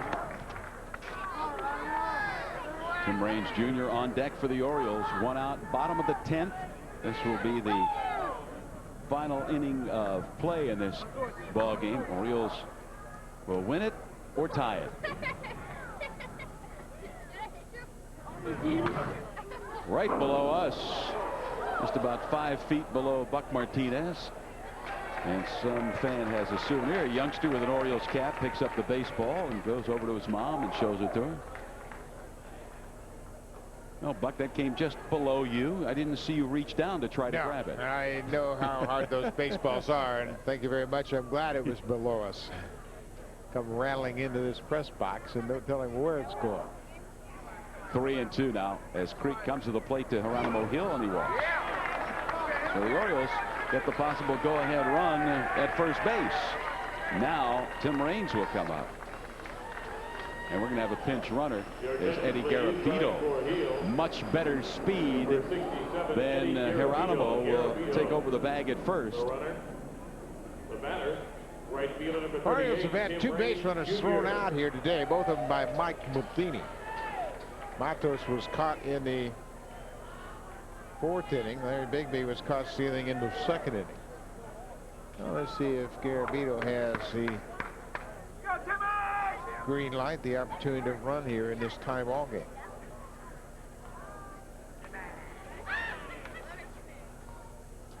Tim Raines, a right-handed batter against Creek.